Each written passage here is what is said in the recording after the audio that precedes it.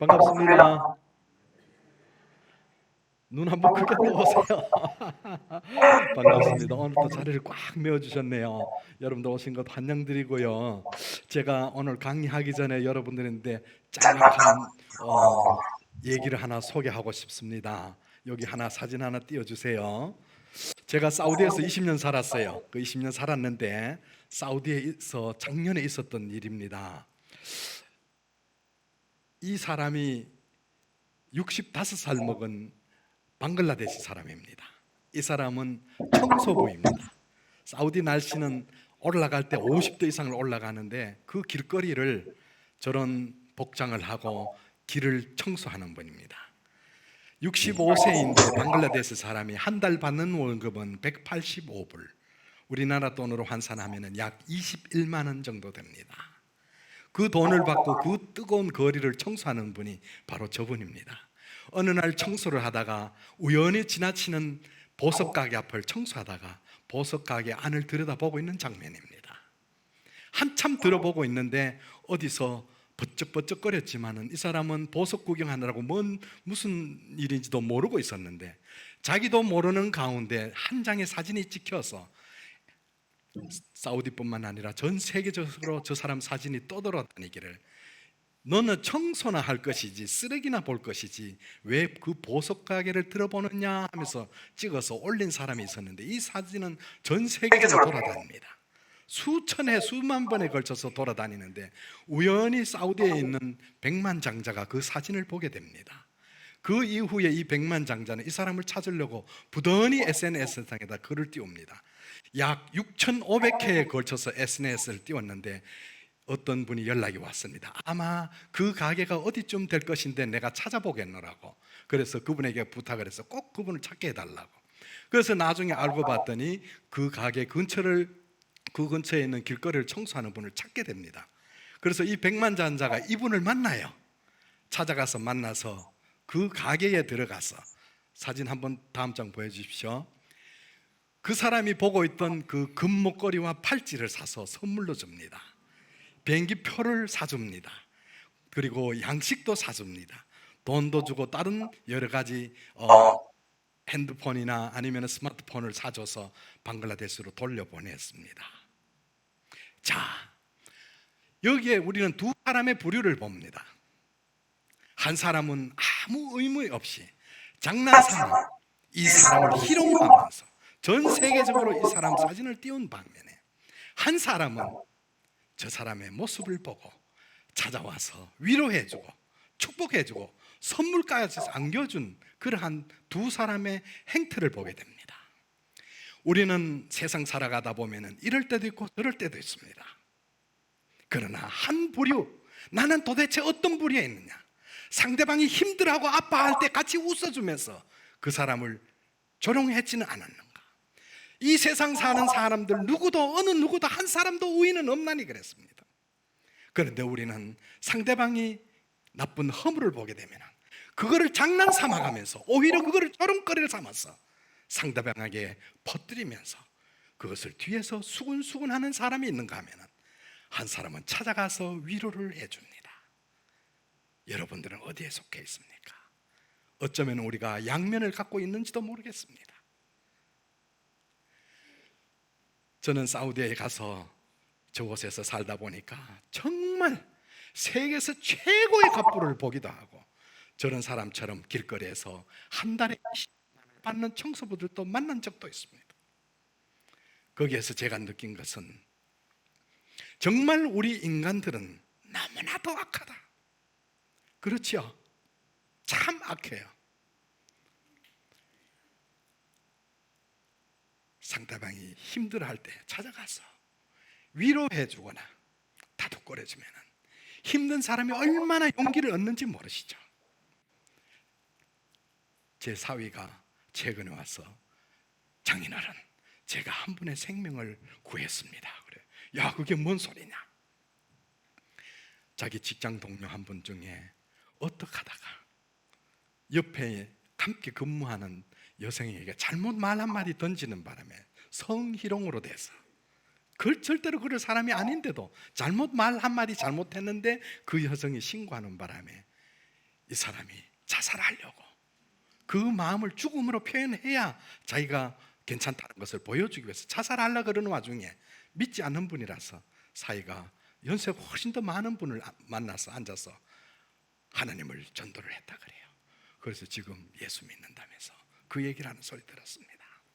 사람은 절박한 순간이 되면은 생명도 던져버리려 하는 그런 막바지까지 처합니다. 그런데 물론 그 말 속에 어떤 내용이 포함되어 있었겠지요. 그렇지만은 그러한 상황으로 돌변해 버린다는 거예요. 그렇다 그러면 여러분은 어떻게 하시겠습니까? 자, 오늘 괜히 시작부터 마음을 무겁게 해드려서 죄송합니다. 죄송합니다. 자, 저는 사우디에서 살았는데요, 한 20년 살았어요. 20년 살다 보니까 지금도 돌이켜 보면은 한국 음식보다가는 아랍 음식이 자꾸 생각이 나요. 그 양갈비는 얼마나 맛있는지 모릅니다. 그리고 이 양을요 통째로 굽습니다. 구워 놓으면은 기름기 쫙 빠진 그 양고기가 처음에는 그 냄새가 좀 노릿노릿한 냄새가 나는데 그게 먹기 시작하면 그렇게 입맛이 맞습니다. 그리고 이 양이란 거는 천하에 못 먹는 음식이 없어요. 길거리 돌아다니면서 라면 박스도 뜯어 먹고요, 비닐 쪼가리도 주워 먹어요. 그걸 다 소화를 하다 보니까 육질이, 죄송합니다, 우리나라 보신탕 비슷해요. 그래서 아무리 먹어도 체하지 않습니다. 그래서 너무나도 아주 불포화 지방산도 많고요, 건강에 굉장히 좋아서 아직도 생각이 납니다. 제가 사우디를 가기 전에 사실은 요 아주 가까운 그러고 독산동 여기 저 삼립방 앞에서 영생한의원이라는 한의원을 했습니다. 한의원을 했는데 그 한의원 시작하기 전에 어떤 일이 있었나 하면은 제가 군대 생활을 하다 봤더니 한 녀석이 자꾸 겨드랑이를 씻고 들어와요. 그래서 이 녀석을 불러다가 너 왜 맨날 추운 겨울에 그걸 씻고 그러냐 그랬더니 제가 한번 의무실에 가서 상담 드리겠습니다 그래. 한번 찾아왔어요.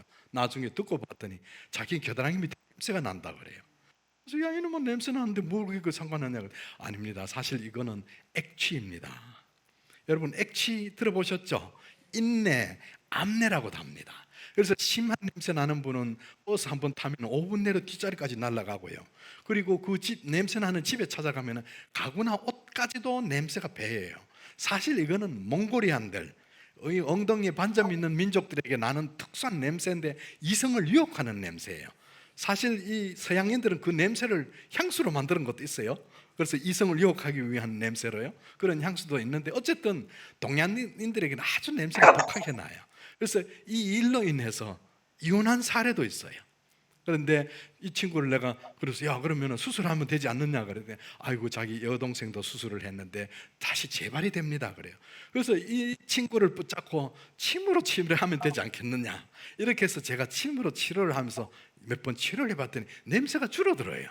그러던 중에 제가 대구에 있는 미 8군에 잠시 근무할 기회가 있었는데 8군에서 이 겨드랑이 수술하는 수술실에 따라 들어갑니다. 가서 봤더니 겨드랑이를 열어놨는데 겨드랑이 밑에 봤더니 우리 세수비누보다 조금 더 적은 땀선이라는 것이 겨드랑이 밑에 있어요.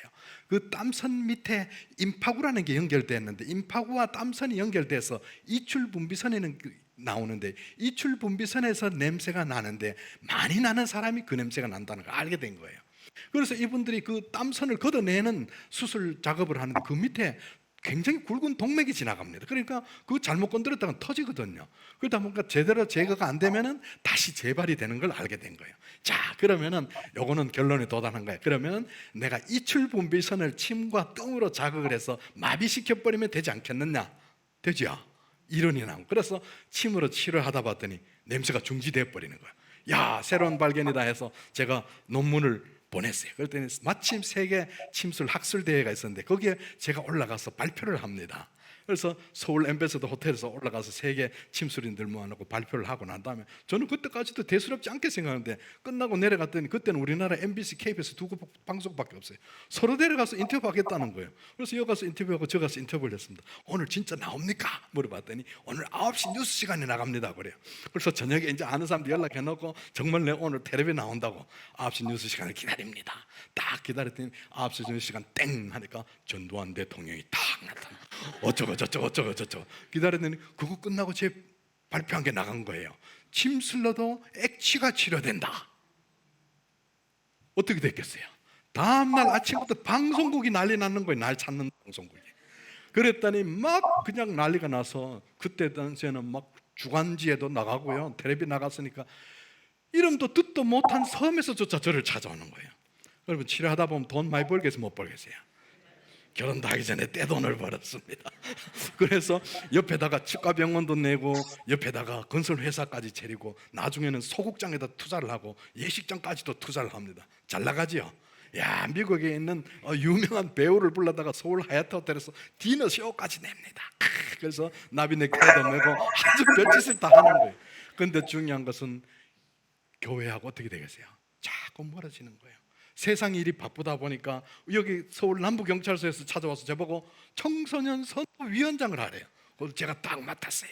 그때 당시엔 또 여기 민정당에서 찾아와서 청년분과위원장을 또 맡으래요. 그것도 또 맡았어요. 점점 바쁜 거예요. 교회하고 멀어지다 보니까 어떻게 되겠어요? 주신 축복을 관리 못하고 쫄딱 망했습니다. 그래갖고는 신세 타령을 다 장안동에 있는 연립주택에 들어가서 남의 쪽방을 빌린 거예요. 그래갖고는 연립주택에 있는데 주인들이 사는 가정이 많다 보니까 화장실 하나밖에 없는데 그 화장실 들어가는데 사람들이 왜 그렇게 들락날락 거는지 문틈을 열어놓고 저 옆방에 사는 사람이 어떻게 못 있잖아. 들어가서 빨리 나와야 돼. 얼마나 불편한지 모르는데 신세 타령하고 있는데 해외개발공사에서 연락이 왔어요. 김 선생님, 마침 사우디에서 의료 요원들을 선발하는데 의학 영어 통역을 해야 될 사람이 필요한데 당신이 오셔서 좀 통역 좀 안 해주시겠습니까? 지금 놀고 있잖아요. 그래서 갔더니만은 통역을 하니까 구두 티켓 한 장 주더라고요. 그래 그 가서 통역을 하러 갔더니 우리나라 의료 요원들을 선발하는데 뭐 간호사부터 시작해서 다 선발하는데 한 600명 선발하는데 1,200명이 몰려온 거예요. 그리고 시험을 봐야 되는 거예요. 그래서 옆에 보사부 차관이 앉고 제가 옆자리에 앉아서 이 사람이 영어로 얘기하면 내가 한국말로 질문을 하고 한국말로 내가 들어갖고 영어로 대답해주면 이 사람이 합격 불합격을 얘기하면은 그 자리에서 바로 표시를 하는 거예요. 그런데 우리 집 사람을 거기서 만났잖아요. 딱 이러니까 일을 하고 있는데 통역을 하고 있는데 이건 내가 붙이고 싶으면 내 마음대로 붙입니다. 그렇죠? 이 사람 알아들어요, 못 알아들어요? 근데 내 눈에 쏙 들어온 사람이 들어온 거예요. 그래서 제가 얘기했습니다. 여보시오, 무슨 질문을 하든지 간에 말을 많이 하십시오. 노래 가사도 좋고 국민교육 현장도 좋으니까 무조건 말 많이 하시고. 그러니까 얼굴이 빨개지는 거예요. 왜? 어떤 사람 질문하면 모르면 가만히 있어요. 그럼 내가 붙이고 싶어도 붙일 수 있어요, 없어요? 말을 많이 해야 된다고 그랬더니 가만히 쳐다보니까 얼굴이 빨개진 거예요. 그래갖고 이제 어떻게 해서 붙였어요. 그래서 사우디를 갔는데 가갖고 봤더니 저 어디 시골에 가 있는 거예요. 저 보건소 같은데. 그래서 마침 그 지역에 있는 보건국장을 찾아가서 내 친척이 한 명 저기 있는데 일로 데려오면 안 되겠습니까? 그랬더니 데려올 수 있다고 그래요. 그리고 이름 주라고 줬더니만 필리핀 간호사 우리 병원에 있던 사람 그리 보내버리고 이 사람 데려온 거예요. 그래서 6개월 동안 본 거예요. 남자친구 있는지 없는지. 봤더니만 없어서 그래서 결혼했어요. 근데 사우디에 갔더니 글쎄요, 가기 전에 사우디로 가는 사람들 교육을 시킵니다. 어떤 교육을 시키나 하면 첫째, 사우디로 가는 사람 찬송 성경책 갖고 가지 마십시오. 두 번째는 돼지고기나 술을 갖고 가지 마십시오. 세 번째는 여자들이 노출되어 있는 야한 사진을 갖고 가지 마십시오. 그래서 뭐 다른 거는 모르겠는데 그래도 모태신앙으로 3대째 모태신앙 생활인데 성경책 갖고 가면 어떻게 되냐고 물어봤더니 성경책을 갖고 가다가 공항에서 잡히면 영창 간다는 거예요. 그래서 출국하기 전날 고민에 빠졌습니다. 어떻게 해야 될지 몰라서. 그래서 성경책 넣었다가 또 걱정돼서 뺐다가 요즘이야 뭐 컴퓨터를 얼마든지 볼 수 있죠. 그때는 뭐 컴퓨터도 없어요. 그래서 결국은 이 성경책을 저 가방 밑바닥 집어넣습니다. 집어넣고 다른 책도 올리고 옷도 넣고 이렇게 해서 짐을 붙였어. 사우디에 도착해서 짐 검사하는데 이렇게 봤더니 앞 사람부터 검사를 하는데 본때는 막 책장을 낱낱이 넘겨요. 그러다 십자가 있으면 무조건 압수. 그리고 옛날에는 주간여성이라는 거 아세요? 한 페이지 그냥 여자들 뭐 야한 사진 그거는 100% 뺏기고 여자들이 요만큼만 목이 노출돼 있어도 매직으로 여기 칠해버려요. 반소매 입어도 이걸 다 칠해요. 근데 제 차례가 됐잖아요. 어떡하나 걱정하고 있는데 제일 먼저 성경책을 들락 찾아냅니다. 그걸 뒤만은 낱낱이 책장을 넘기는 거예요. 뭘 하는지 막 손가락 침발하면서 넘기더니 결국 내보고 물어봐요. 이건 뭡니까? 그래서 이 사람이 아마 모르는가 보다 생각해서 앞에 글씨 많은 것은 한국 역사책이고 뒤에 있는 것은 한국 노래책입니다. 그럴 땐 갖고 가래요. 그걸 갖고 갔죠. 자, 우리가 예배 드리기 전에 찬송 드렸죠? 예, 우리가 마음 놓고 찬송합니다. 여러분들 얼마나 복받은 나라 살고 있는지 모르시죠? 사우디는 계절이 없습니다. 맨날 더워요. 정말 더워요. 밖에 나가면 완전히 꼭 사우나탕에 들어간대요. 50도까지 올라가니까요. 계절도 없어요. 비가 얼마나 자주 오는지 아세요? 7년에 한 번, 10년에 한 번 비 옵니다. 비 오면 미친 듯이 사람들 어디 그 밖으로 다 쫓아나가요. 좋아갖고요. 자, 이 나라를 한번 보십시오. 누가 잡아도 떠밀지도 않는데 매 3개월이면 계절이 바뀌죠. 벌써 가을이 왔습니다. 그렇지요? 조금 더 있다 보면 아이고 시원하다 싶으면 단풍 구경 가야 되겠죠. 조금 더 있다 보면 또 눈 내립니다. 그러면 맨날 겨울인가요? 또 봄이 옵니다. 그렇잖아요. 그리고 얼마나 여러분들 편안한 가운데 신앙생활 하는지 모릅니다. 그 땅에 가봤더니 예수 믿으면 잡아 죽입니다. 성경책 갖고 있다 잡혀도 영창 갑니다. 어떻게 예배를 드려요? 그래서 제가 물어봤더니만은 몰래 모이는 예배 처소가 있긴 있는데 불안해서 예배를 드릴 수 없는 걸 가봤더니 이곳에 망보고 저곳에 망보다가 예배 드리다가 누가 온다 그러면 뿔뿔이 흩어져야 되고, 때로는 이유 없이 생일 케이크를 갖다 놓고 누가 오면 갑자기 생일 케이크에다 촛불 붙이고 생일 잔치하고. 근데 가서 제가 처음에 이제 배치된 곳이 왕립병원입니다. 저 예멘하고 국경선에 있는 지잔이라는 곳이 있는데, 아마 사우디 갔다 오신 분도 계시고 사우디 관련되신 분들 계실 거예요.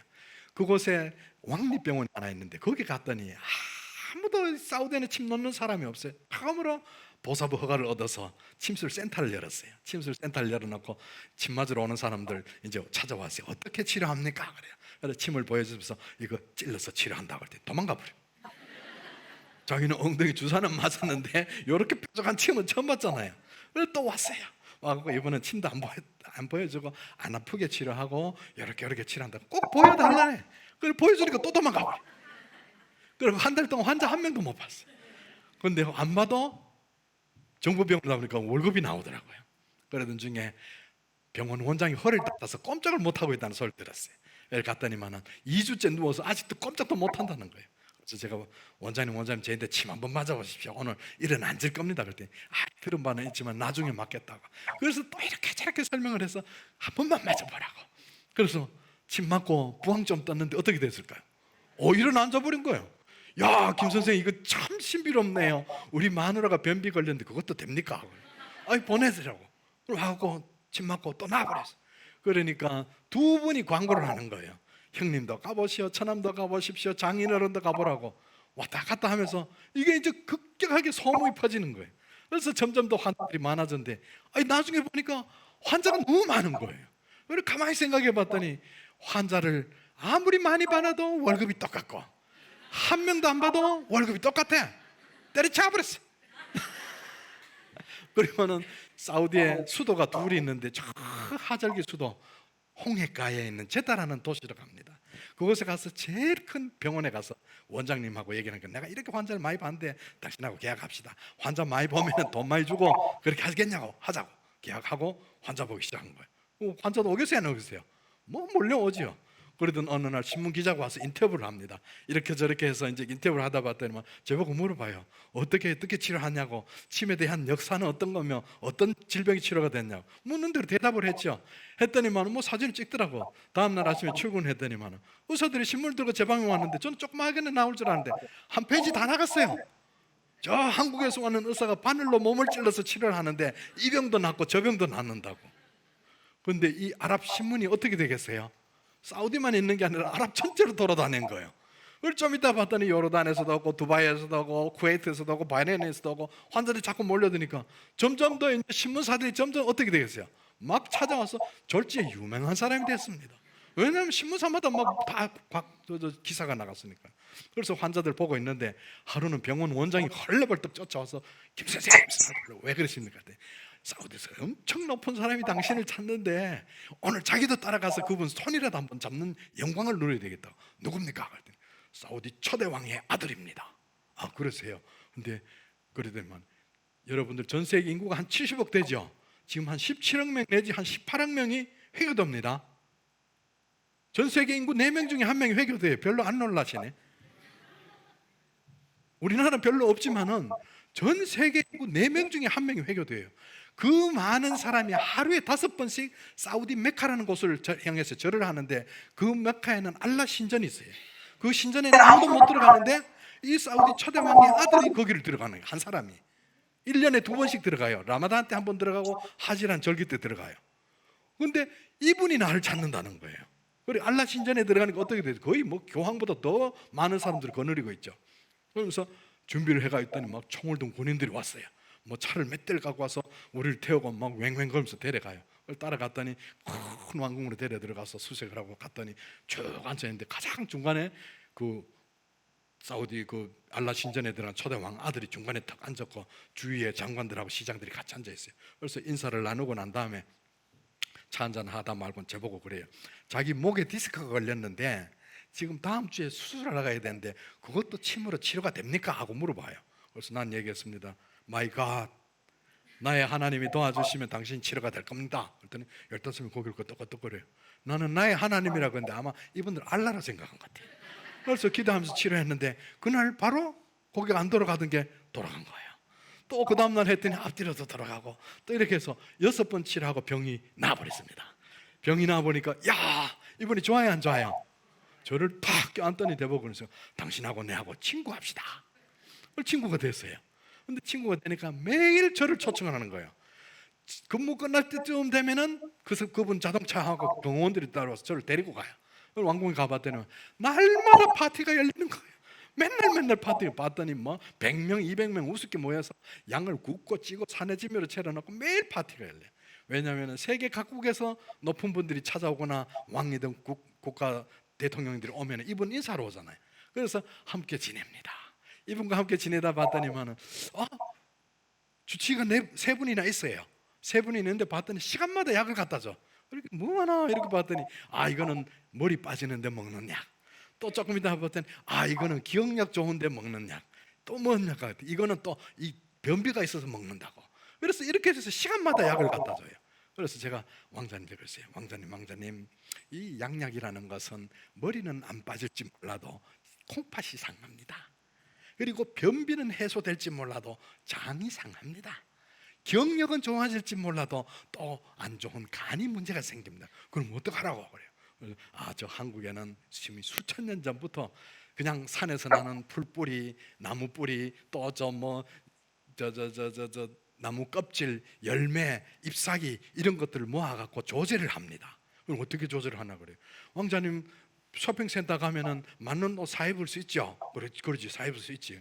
그런데 양복점에 가면은 왕자님한테 딱 맞는 옷을 재주듯이 이 한약이라는 것은 약마다 다 틀립니다. 그래서 그 사람마다 체질이 다 틀리기 때문에 그 사람에 딱 맞는 약을 지어서 따라 드리는데, 이것저것 복잡해서 따라갖고 먹게 되면은 머리카락도 안 빠지고 속도 상하는 게 없습니다. 거의 뭐 야채 섭이나 다름없으니까 한번 드셔보시겠습니까? 그렇다면 한번 먹어보겠다.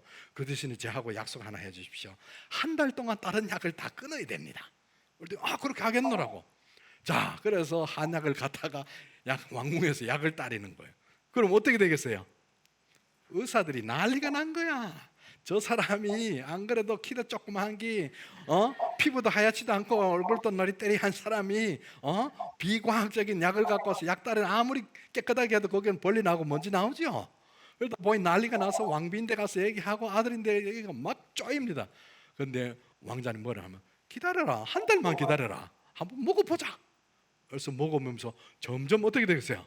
좋아지는 거예요. 좋아져서 결국은 계속해서 약 따라 드시는 거예요. 그래서 이분과 함께 지내다 봤더니만은 이분이 주무시다가 막 소리를 치고 쫓아나와요. 이 사우디는 2번 잠을 잡니다. 오침을 자요. 날씨가 워낙 덥기 때문에 그 시간 되면 관공서 문을 다 닫아버려요. 그래서 왜 저러시나 하고 봤더니만 주무시다가 봤더니만은 잠자는데 뭐가 나타난대요. 불만 끄면 와서 목을 쪼이고 어디 끌어가려 그린다는 거예요. 그래서 이분이 악귀에 시달리고 있구나 봤더니만은 저 다른 나라 레바논에서 온 사람이 그래서 물을 담아갖고 막 침대에다 뿌리기도 하고, 어떤 사람 불을 붙여가 돌아가면서 침대를 두드리고 막 이래요. 그래서 제가 기도로 준비를 합니다. 여러분들 전 세계 한번 다녀보십시오. 복음 안 들어가 있는 나라 한 나라도 없습니다. 그렇죠? 유일하게 복음 안 들어가 있는 나라가 한 나라가 있어요. 그것이 바로 사우디아라비아입니다. 공산국가, 회교도 국가, 심지어는 사회주의 국가도 복음은 다 들어가 있습니다. 정책상 아직 공개가 안 돼서 그렇지. 그런데 사우디는 아직 안 들어갔단 말이에요. 여러분, 사우디 지도를 펴놓고 한번 보십시오. 하나님 앞에 택함 받은 제사장 나라고 국경선을 맞대고 있는 곳이 사우디입니다. 어쩌면 가장 먼저 복음화가 돼야 될 나라가 이 땅인데도 아직도 복음이 안 들어간 나라가 바로 이 땅입니다. 주님께서 승천하시면서 뭐라고 했어요? 온 유대와 사마리아 땅 끝까지 복음이 전파되면은 내가 그때 오리라 그랬습니다. 여러분들, 복음이 전 세계 다 들어가 있는데 유일하게 사우디만 안 들어가 있어요. 어쩌면 이 땅에 복음의 문이 열리면은 주님이 오시는 건 틀림없는 거예요. 그렇다 그러면은 그동안에 2000년 넘게 온 세계에 복음이 다 들어갔습니다. 그래서 제가 기도합니다. 부족하지만 하나님, 제가 저분 방에 들어가고 싶습니다. 주무시는 방에 들어가서 제가 저분을 어떻게 하든지 기도해서 악귀를 물리치고 잠만 자게 할 수 있다면 하나님 저에게 주시는 가장 큰 축복입니다. 기도하고 하루는 왕자가 들어가는 문고를 제가 밖에서 샀습니다. 왕자님, 아직도 그날 왕정 정치를 하기 때문에 이름을 못 부릅니다. Your Highness, 폐하, 전하하고 이렇게 불러야 돼요. 그렇기 때문에 왜 그러냐 그래요. 제가 오늘 주무시는 방에 좀 들어가고 싶습니다. 그랬더니 들어오라고. 어차피 나 못 자니까 얘기는 하자고. 아닙니다. 오늘 주무실 수 있을 겁니다. 누우세요. 뭐 어떡하려고 그래. 제가 왕자님 머리에다가 지압을 해드리겠습니다. 이 지압하면은 편안해지고 잡념이 없어지고 분명히 주무실 거예요. 그렇다면 나 좀 해주라고. 눕혀놓고 불 끄고 이마에다 손을 얹는 거예요. 만군의 여호와 하나님, 저는 부족하고 죄 많은 인간이지만은 이 땅에 와봤더니 예수 믿으면 영창 갑니다. 이 나라 사람이 예수 믿으면 죽여버립니다. 어떻게 이 나라를 저에 보내셨습니까? 그리고 회교도의 가장 총수를 지금 머리에 손을 얹어 싸우니 하나님께서 부족한 종을 통해서 이 분에게 잠을 좀 자게 해달라고 기도합니다. 간절히 기도하면서 이마에다 손을 올리고 꾹꾹 누리고 있는데 5분도 안 됐는데 얼마나 감사한 일이에요. 즉각적으로 응답 주시는 하나님께 돌아앉아서 감사합니다. 하나님 감사합니다. 너무 감사합니다. 부족하지만 돌이켜보면 이 죄 많은 인간을 하나님께서 사랑해 주셔서 들어주셨구나 기도하고 있는데 깊은 잠에 빠져요. 한 서너 시간을 그냥 깨지도 안 하고 주무시더라고요. 그럴 때만 벌떡 일어났어요. 김 선생 내가 잤지요? 아이고 왕자님 코를 얼마나 고시는지요? 그럴 때 뭐라 그런지 아세요? 김 선생, 내 평생에 이렇게 깊은 잠은 처음 잤어. 도대체 당신은 어떻게 했어? 그래요. 제가 지압했잖아요. 내일 또 지압 좀 해주지 않겠냐? 해드리죠. 또 갔어요. 예배다 손을 얹고 얼마나 내가 또 주무시는 거예요. 얼마나 감사한 일이에요. 그랬더니만은 옆에 24시간 틀어놨던 코란도 꺼버리고 옆에다 3달 장식이라 만드는 회교도 사원에 소생달 올라가 있죠. 그 장식으로 주무시는 맨날 두드렸는데 그것도 버려버리고 그럼 제가 손만 얹고 자는 거예요. 그랬더니 저보고 그랬습니다. 김 선생, 병원에서 얼마 받아요? 월급을 얼마 받아요? 그래. 얼마 받습니다. 그랬더니 내가 한 5배 더 줄 테니까 내 주치의가 안 되겠나? 똑같이 줘도 이보다 더 좋은 데 없죠? 왕자님 불러주시면 감사하죠. 그럴 때만 원장님도 연락해가 제가 갖고 있던 이력을 몽땅 파갖고 왕궁으로 데려 들어갑니다. 팔자 폈습니다. 그렇죠? 그런데 문제는 들어가서 한 달쯤 있다 봤더니만 이 사람 하루에 5번 죄를 지내요. 5번 어떻게 지내나 하면은 아침에 한 번 지내고 점심때 지내고 오후에 한 번 지내고 해질 때 한 번 지내고 자기 전에 또 한 번. 5번 죄 지낼 때 되면은 개개별로 죄 지내는 게 아니에요. 한꺼번에 다 모여야 돼요.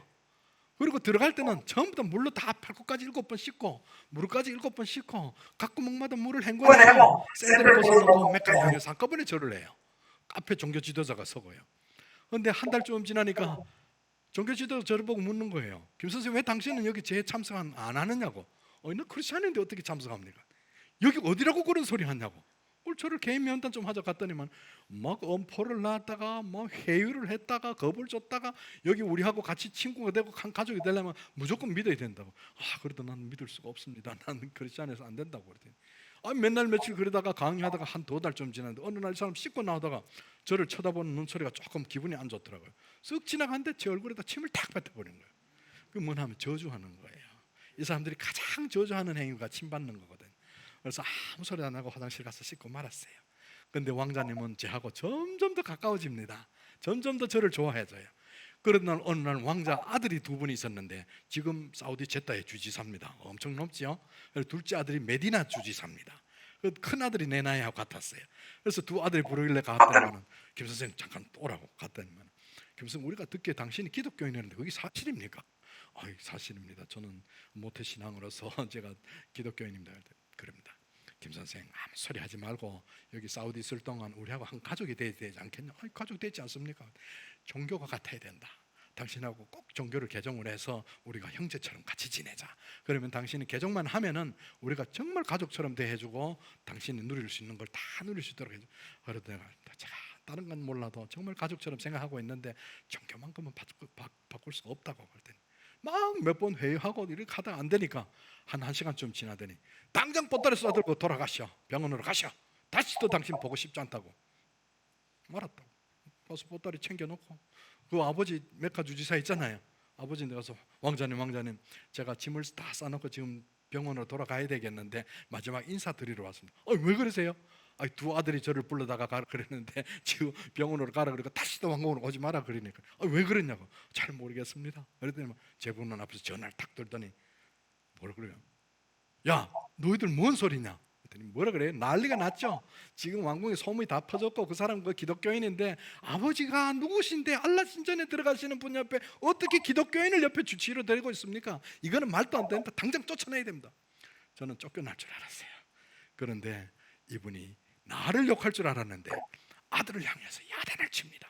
너희들 다시는 그 부분에 대해서 얘기하지 마라. 그 부분은 내가 책임져야 되니까 더 이상 얘기하지 마. 알았지? 전화를 탁 끊어버리더니 저보고 허리를 숙여서 미안하다고 절을 하는 거예요. 그래서 제가 왕자님 왜 이러십니까? 그랬더니 김 선생 내가 당신하고 약속 하나 합시다. 그래요. 무슨 약속입니까? 그랬더니 내가 죽을 때까지 내 옆에서 주치의가 돼주지 않겠느냐고. 꿈꾸는 것 같기도 하고 나는 쫓겨나려고 완전히 역전된 거 아니에요. 가만히 있었죠. 가만히 있었더니만 제법 그럽니다. 자기가 죽을 때까지 옆에 있어 달라고 약속해 달라는 거예요. 여러분 말 함부로 하면 안 됩니다. 잘 들어보고 약속해야 되죠. 괜찮은 약속이죠. 해야 되죠. 하겠습니다. 그런데 말은 씨가 돼요. 이분이 정말 간암이 걸려서 돌아가실 때까지 16년 동안 그분 옆에서 주치의로 있다가 왔어요. 이분이 간암이 걸려서 돌아가는 순간에도 자기가 가장 사랑하는 아내, 아들 둘, 딸 5명이 있었어요. 그분들 다 왕자고 공주잖아요. 그런데 죽는 순간까지 이분은 불안해서 아들도 아니고 딸도 아니고 부인도 아니고 저를 찾는 거예요. 마지막 순간까지 내 손을 잡고 있다 돌아가셨어. 그래서 임종을 제가 합니다. 그래 하다 봤더니 어떻게 되겠어요? 기자회견을 하는데 아들이 해야 되는데 제가 합니다. 마지막 순간에 남긴 말은 없습니까? 어떻게 돼서 운명하셨습니까? 결국 기자들만 제가 인터뷰를 합니다. 이따가 곧 인터뷰 한 신문도 좀 보여드릴게요. 그래서 제가 그렇게 있었는데 그 사우디에 있다가 제가 저희 아버님을 성지순례를 보내드렸어요. 성지순례 보내드렸는데 아버지가 성지순례 가시기 전에 성경을 126독을 하고 가셨어. 지금 벌써 300독 넘었어요. 갔더니 막 성경이 벌써 몇 권이 너덜너덜해요. 그래서 성지순례 가신다 그러니까 나는 시내산에 가면 이것도 보고 저것도 봐야지 하면서 전부 성경 구절 뽑아들고 갔다가 오신 거예요. 그래서 제가 약재 구하려고 왔다가 아버님께 인사드렸더니 아들아 이리 와봐라. 앉았어요. 네가 성지순례를 보내줘서 내가 성지순례 다녀오긴 잘 다녀왔는데 야 이건 뭐 성경하고 안 맞고 왜 이런지 모르겠다. 답답하다 그래요. 아버지 장로님 되셔서 그냥 갔다 오셨으면 감사함으로 그냥 아멘 하셔야지 왜 그러십니까? 그랬더니 너무 안 맞는다는 거예요. 뭐가 안 맞으세요? 그랬더니 출애굽한 이스라엘 백성 200만 명이 넘어 그 많은 사람들이 시내산 앞에서 하나님 임재하는 모습을 다 쳐다봤다는데 시내반도 시내산 앞에 갔더니 협소한 골짜기들아 10,000명도 못 들어가는데 어떻게 다 보냐? 봤겠죠. 시내산 앞에서 성경 내용에 보면은 온 이스라엘 백성들이 모세를 통해서 우리도 하나님 보고 싶다. 그랬더니 하나님께서 뭐라 그러냐면은 모세를 통해서 너희들 날 보기를 원하면은 사흘 동안 몸을 깨끗이 하고 사흘 동안 여인을 가까이 하지 말고 사흘 동안 옷을 빨고 내게 나와라. 그럼 내가 너희들 만나주겠다.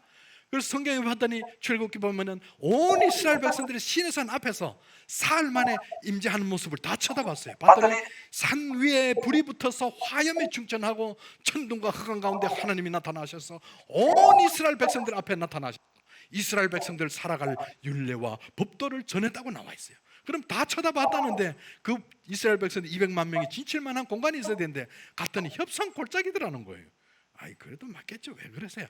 그랬더니 이런저런 성경 구절을 보여주시면서, 그런데 아들아, 사우디에 시내산이 있다는데 네가 한번 찾아보지 않겠냐 그러면서 비디오 테이프를 하나 주시는 거예요.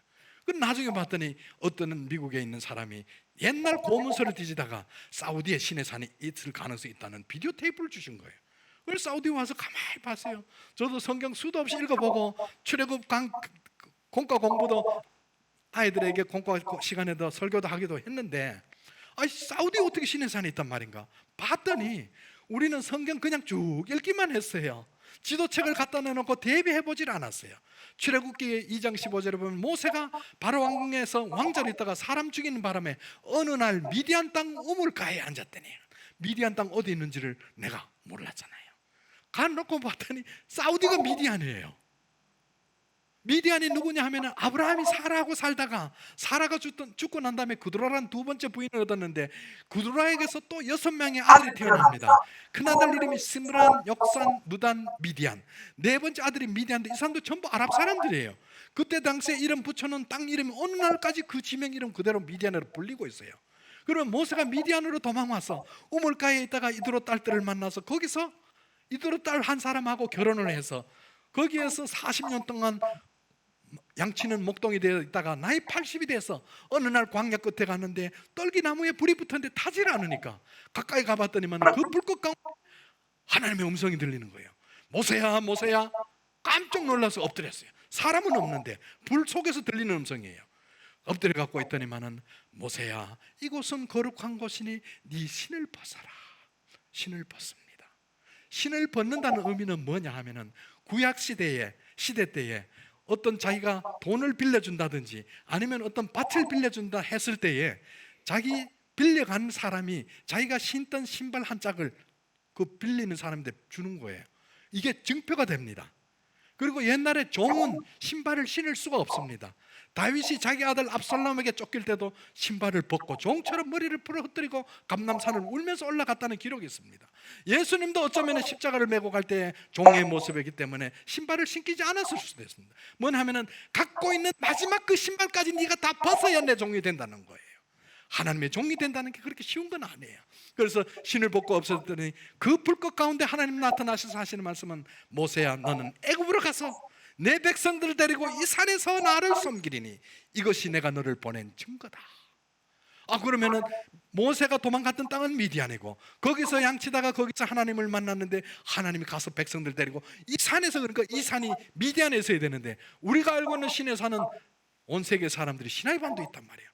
그런데 이 사람에 의하면은 신의 산에 있을 수 있다는 소리를 듣고 제가 그때부터 막 자료를 조사를 하면서 봤더니만은 옛날 고문서 BC 4세기경 이 시나이반도 안에 있는 신의 산은 AD 5세기경에 AD 527년도에 로마 교황청에서 이 산을 신의 산으로 하자고 정했다는 그것은 출애굽하고도 1700년이 지난 다음에 일방적으로 산이 정해져 버렸다는 거예요. 그런데 그보다가도 훨씬 이전 약 900년 전부터 기록된 고문서에 봤더니 BC 4세기경에는 신의 산은 미디안에 있는 가장 높은 산이라고 기록이 되어 있고 요세푸스 유대 고대사에도 기록되어 있기를 미디안에서 가장 높은 산이라고 기록되어 있는 거예요.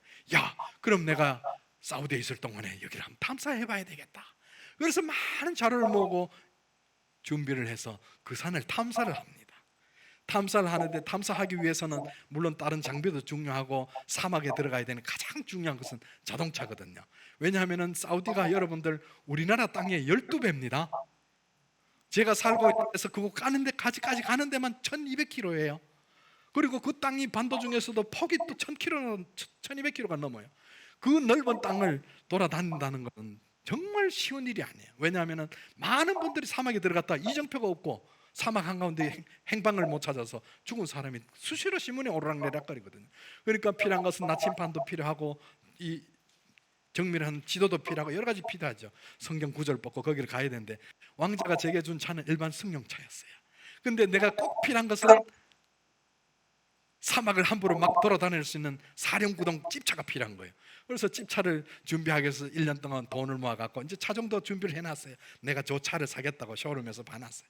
그래서 오늘 자동차 구입하려고 출근을 합니다. 왕궁에 가서 식사를 하고 있는데 왕자님이 식사하고 난 다음에 차 마시다 말고 저를 묵끄러미 보더니 김 선생 하고 불러요. 왕자님 왜 그러십니까? 그랬더니 내가 오늘 니한테 선물 하나 하고 싶다 그래요. 아니 왕자님 무슨 선물 해주시겠어요? 그랬더니 야 내가 니한테 차 하나 사주고 싶다 그래요. 내가 차 보러 다니는 걸 누가 얘기해줘서 왕자가 농담하는 줄 알고 아이고 또 왕자님 농담하시는군요. 그랬더니 뭐라 그런지 아세요?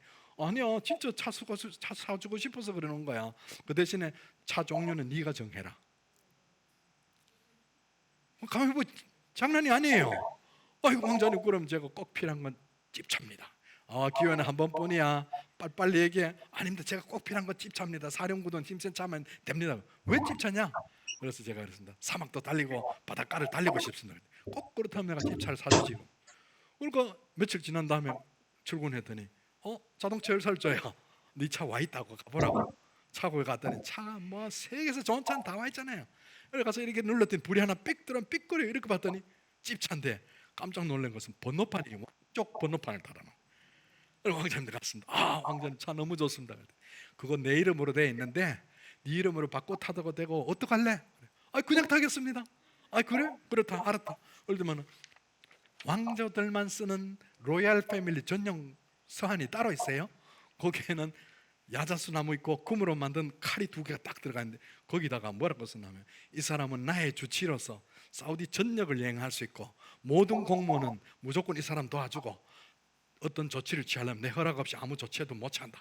사인하고 직이나 탁 찍어갖고 줍니다. 네 마음대로 돌아다녀라.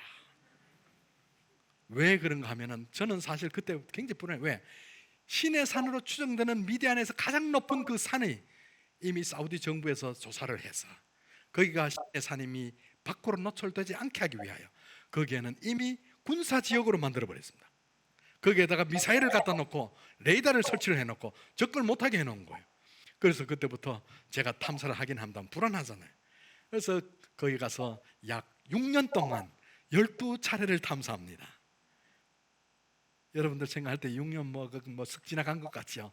지금 생각해도 아찔한 번이 한두 번이 아니었어요. 왜냐하면 사막에 들어가면 길이 없잖아요.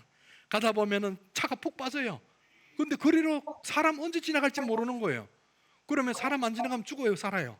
죽는 거예요. 그거 어떻게 삽니까?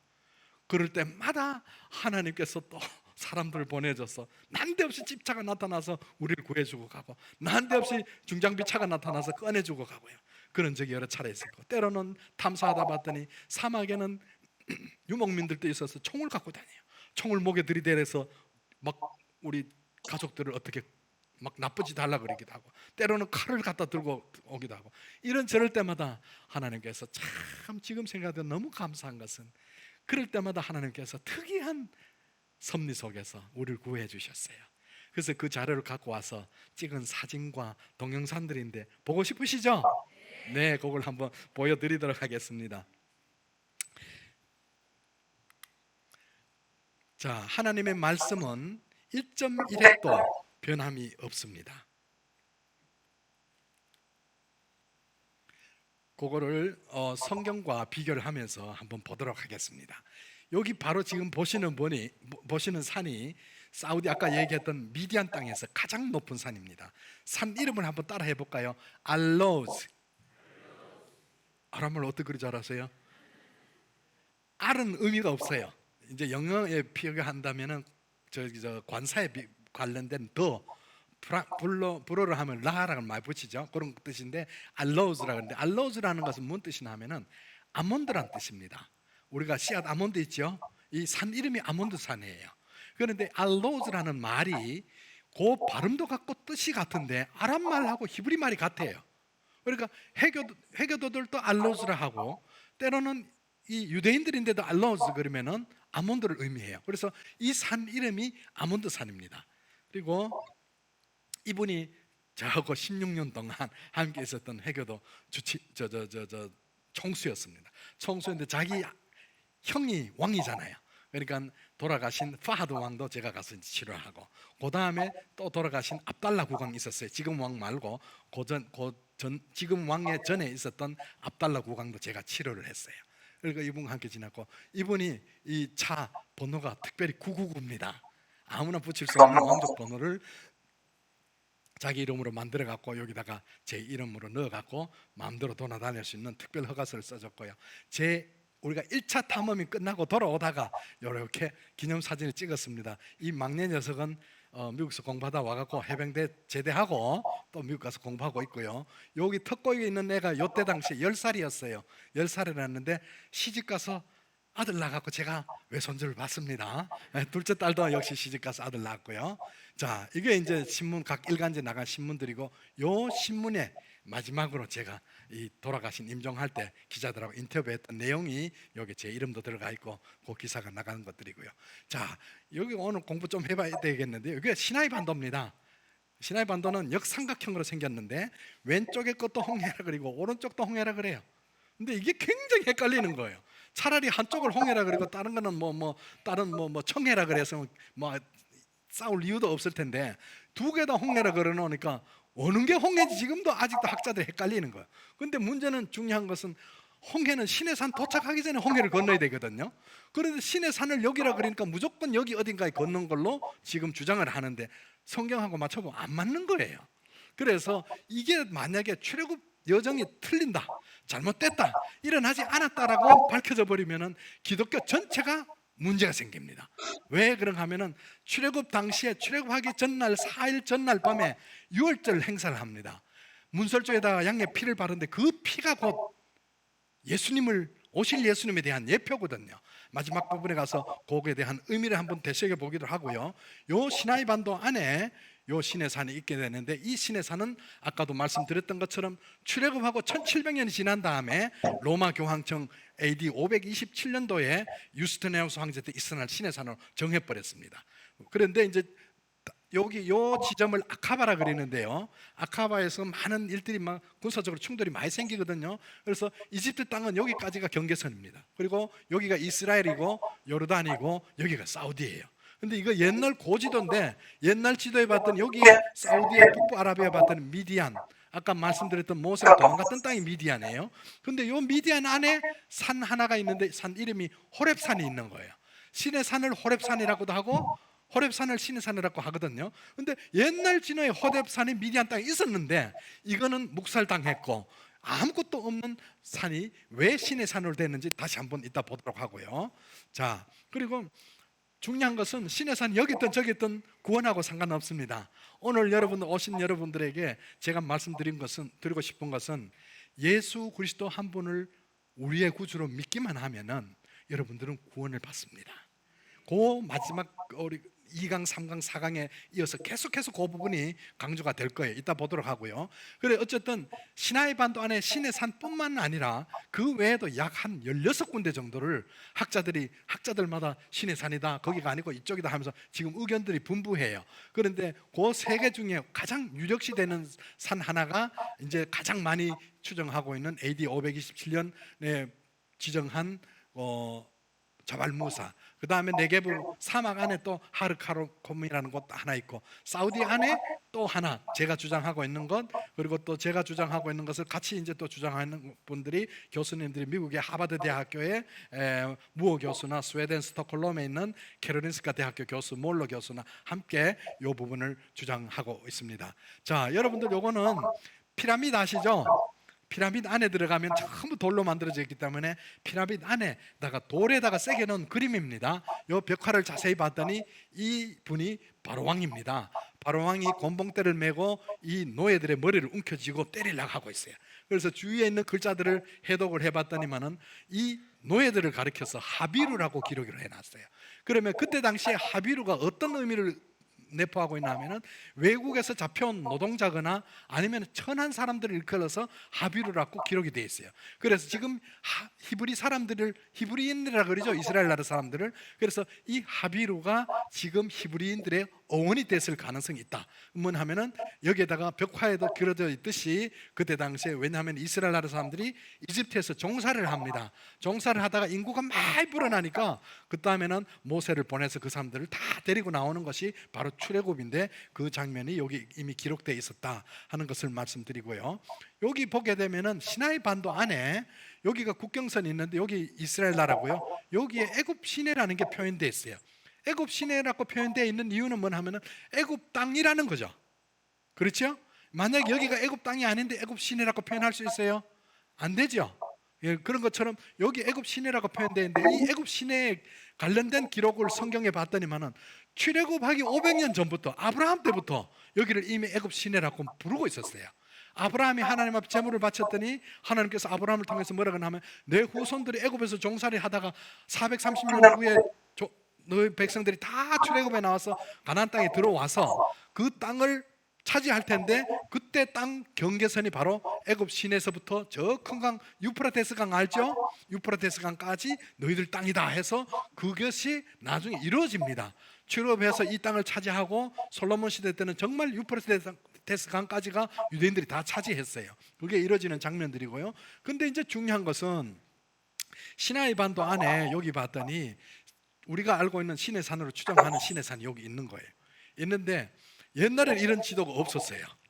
없었는데 제 책이 이제 나와서 시내산은 미디안에 있어야 된다 하고 이제 자꾸 주장을 하니까 어떤 지도가 나왔나 하면은 여기까지 미디안 색깔을 칠해버린 거예요. 왜?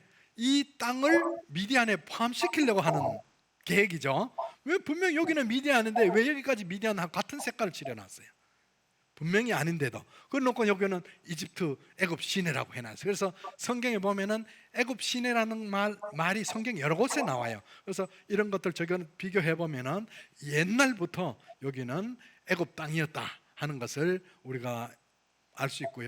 자, 여기 보면은 애굽 시내를 때로는 구약 성경에 보면 애굽 시내, 애굽 강, 시홀 여러 가지로 표현이 되는 다 이 애굽 시내를 의미합니다. 그래서 거기에 관련된 성경 내용들을 쭉 찾아보면은 전부 다 이쪽이 아니고 여기를 의미하고 있기 때문에 이쪽이 애굽 시내라는 것을 분명하게 나타냅니다.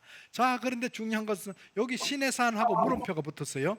그리고 다른 데도 지명마다 다 물음표가 붙어 있어요. 왜 그런가 하면은 시내산을 먼저 정하다 보니까 시내산까지 오는 여정을 사람들이 만들어 넣기 시작한 거예요.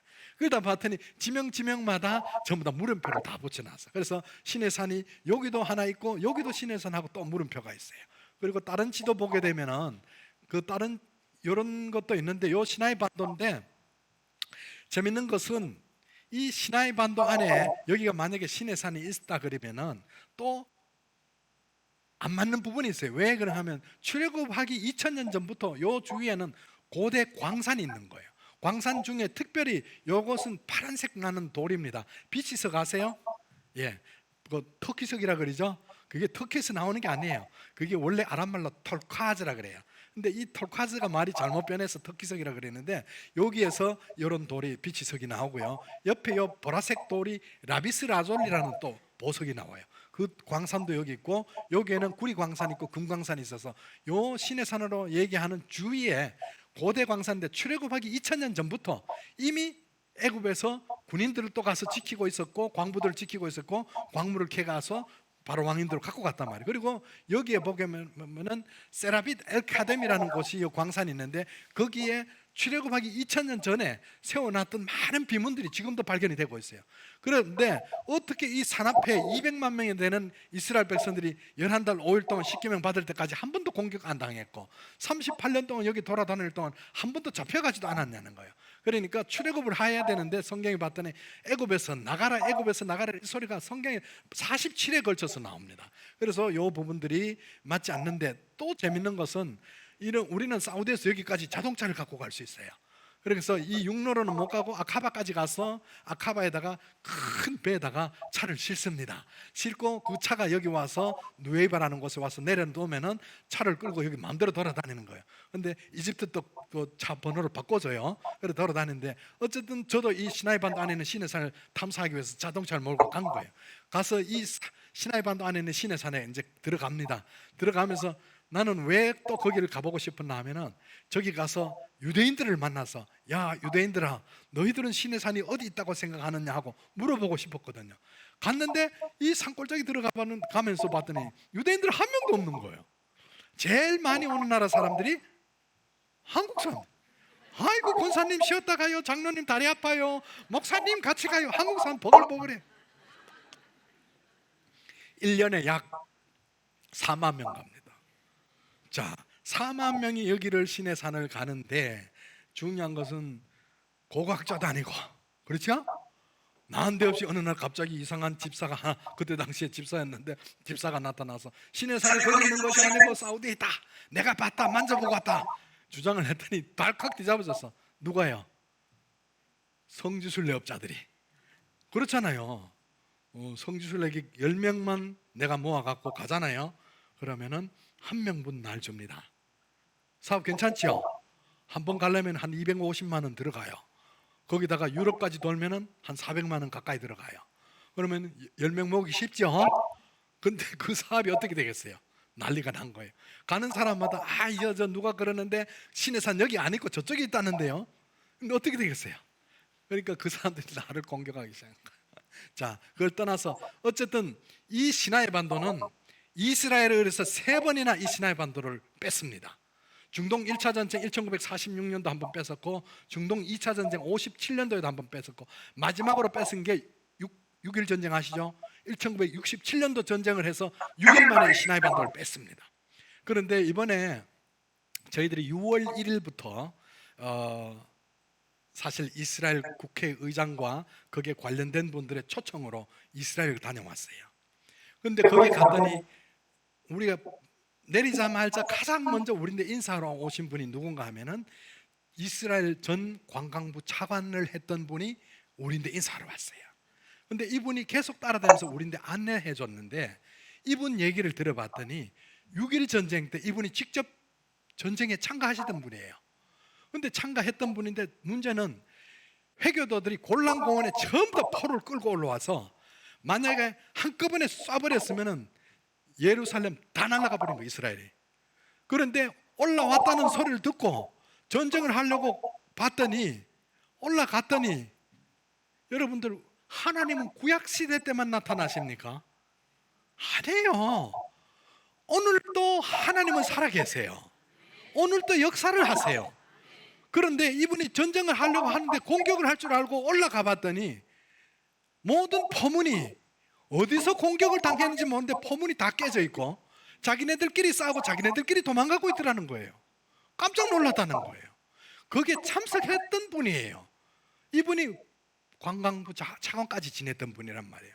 그래서 그 얘기를 들으면서 이분 하시는 말씀은 하나님은 지금도 역사하십니다. 여러분들 이스라엘이라는 나라를 지도를 펴놓고 보세요. 한쪽은 바다고 온 사방이 다 적군인데 쌓여 있죠. 어떻게 보면은 우리하고 같은 입장이야. 그렇죠? 우리나라도 한번 보십시오. 지금 얼마나 여러분들 시국이 급하게 돌아가는지 모르시죠? 막 저는 외국에 사람들이 친구들이 많아서 막 여기저기 연락이 와요. 빨리 빠져나오라는 얘기까지 해요. 아주 지금 심각한데 우리는 뭐 너무나 태어난 거야. 뭐 이러다가 또 지나가겠죠. 근데 중요한 것은요, 여러분들 다시 한번 내가 말씀드립니다. 지금 정말 기도해야 될 때입니다. 북한 땅에 끓는 가마가 언제 쏟아질지 모릅니다. 이거는 지금은 정말 심각한 순간에 있습니다. 그러니까 여러분들 정말 조국을 위해서 전쟁을 통해서 이 나라가 정비되거나 전쟁을 통해서 통일이 되는 것은 원하지 않는 겁니다. 하나님의 음성을 듣고 하나님 앞에 엎드려서 통일이 돼야 이 나라가 온전해진 나라 아닙니까? 피 흘림이 없는 통일이 오게 해달라고 우리는 기도해야 될 것입니다. 여러분들 정말 여러분들 돌아가시면은 기도하실 때마다 민족과 조국을 위해서 꼭 기도하시기를 부탁드립니다. 6.1 전쟁을 하는데 여기 이 지역을 6.1 전쟁을 해서 15년 동안 이스라엘이 시나이 반도를 뺐습니다. 뺏어갖고 67년도에 뺏어서 82년 4월 15일까지 15년 동안 이 시나이 반도 전체를 바둑판 쪼개듯이 쪼개놓고 고고학자 지질학자들을 투입을 시켜서 전체를 뒤집니다. 왜? 출애굽 여정이 여기 다 있으니까 출애굽 때 흔적을 한 개라도 찾아야 될 거 아니에요. 3,500년 전에 일어났다는 막연한 기록만 있지 아무 근거 자료가 없으니까 여기를 가서 학자들이 조사를 하다가 아무리 조사를 해도 출애굽때 흔적을 한 개도 발견을 못합니다. 그래서 82년 4월 15일 날 이 시나이 반도를 애굽에 넘겨주고 나오면서 유대 백과사전 14번째 책 1599페이지에 뭐라 기록해냐면 시나이 반도에는 신의 산이 없다라고 최종 결론을 내립니다. 자, 그래서 요 보도록 하고요. 옛날 지도에 보면 곡괭이 표시가 여기저기 보이죠. 이런 것들은 옛날 고대 광산이 여기 있었다는 거예요. 그런데 어떻게 여기 신의 산을 보느냐? 그러면 왜 여기가 신의 산이 됐냐? 이유가 있을 거 아니에요. 지금은 우리가 마음 놓고 예수 믿어도 되지만 초대교회 때는 함부로 예수 믿으면 죽습니다. 죽어도 어떻게 죽인지 아세요? 사람을 산채로 잡아서 사자굴에다 집어넣어버려요. 그래서 산채로 뜯어먹도록 합니다. 많이 죽일 때는 하루에 16,000명까지 죽였다는 기록이 있습니다. 그러면 어떻게 믿음 생활을 합니까? 이집트에 예수 믿는 사람들이 그때부터 불안하니까 믿음은 지켜야 되니까 또 살아야 되니까 깊은 산속으로 도망갑니다. 그래서 이 시나이 반도 안에 있는 산속으로 들어와서 시나이 반도 아까 보셨지만 역삼각형으로 되는데 약 80% 내지 90%는 전부 사막이고 그 밑에 10부분 꼬리 부분에 와서 높은 산들이 솟아있어요. 그 높은 산이 있으면 깊은 계곡이 있게 마련이죠. 그 산 속에 들어가서 30명씩 40명씩 모여서 공동체 생활을 합니다. 공동체 생활을 하다가 로마 교황청이 동로마와 서로마로 나눠져 있다가 로마가 통일을 합니다. 콘스탄틴 황제와 막시무스 황제 두 황제가 전쟁을 해서 콘스탄틴 황제가 이겨서 로마가 통일이 돼서 콘스탄틴 황제가 이제 전체를 나라를 다스리는 거예요. 근데 콘스탄틴 황제는 예수를 안 믿어요. 아직도 박해는 이루어집니다. 그런데 중요한 것은 황제의 어머니 헬레나가 예수를 믿기 시작한 거예요. 그래서 황제를 만날 때마다 황제스여 제발 예수 믿는 사람들 죽이지 마십시오. 예수님이 우리의 구세주입니다. 그랬더니만 황제가 자꾸 어머니가 얘기를 하니까 어떻게 해요? 한 번, 두 번이지. 결국은 AD 313년도에 기독교가 공인이 됩니다. 모든 사람들에게 맘 놓고 예수 믿어도 된다고 기독교가 공인이 된 게 AD 313년도입니다. 그래서 그때부터 숨었던 사람들이 나오기 시작하고 잃어버렸던 재산도 찾고 다시 이런저런 일을 하면서 성지순례를 했다는데 성지가 다 있는데 유일하게 신의 산이 어디 있는지까지 그때까지 아무도 모르는 거예요. 교황청에다 얘기합니다. 신의 산 어디 있습니까? 그랬더니 교황청이 관심 있어요 없어요? 관심이 없는 거예요. 그래서 이 사람들이 어디다 할까 하다가 어떻게 되냐면은 아까 보셨던 요 시나이 반도 안에 이 골짝 저 골짝에 들어가서 수도사 생활하던 사람들이 요 산으로 몰리기 시작합니다. 여기 보면은 와디 페이란이라고 기록되어 있어요.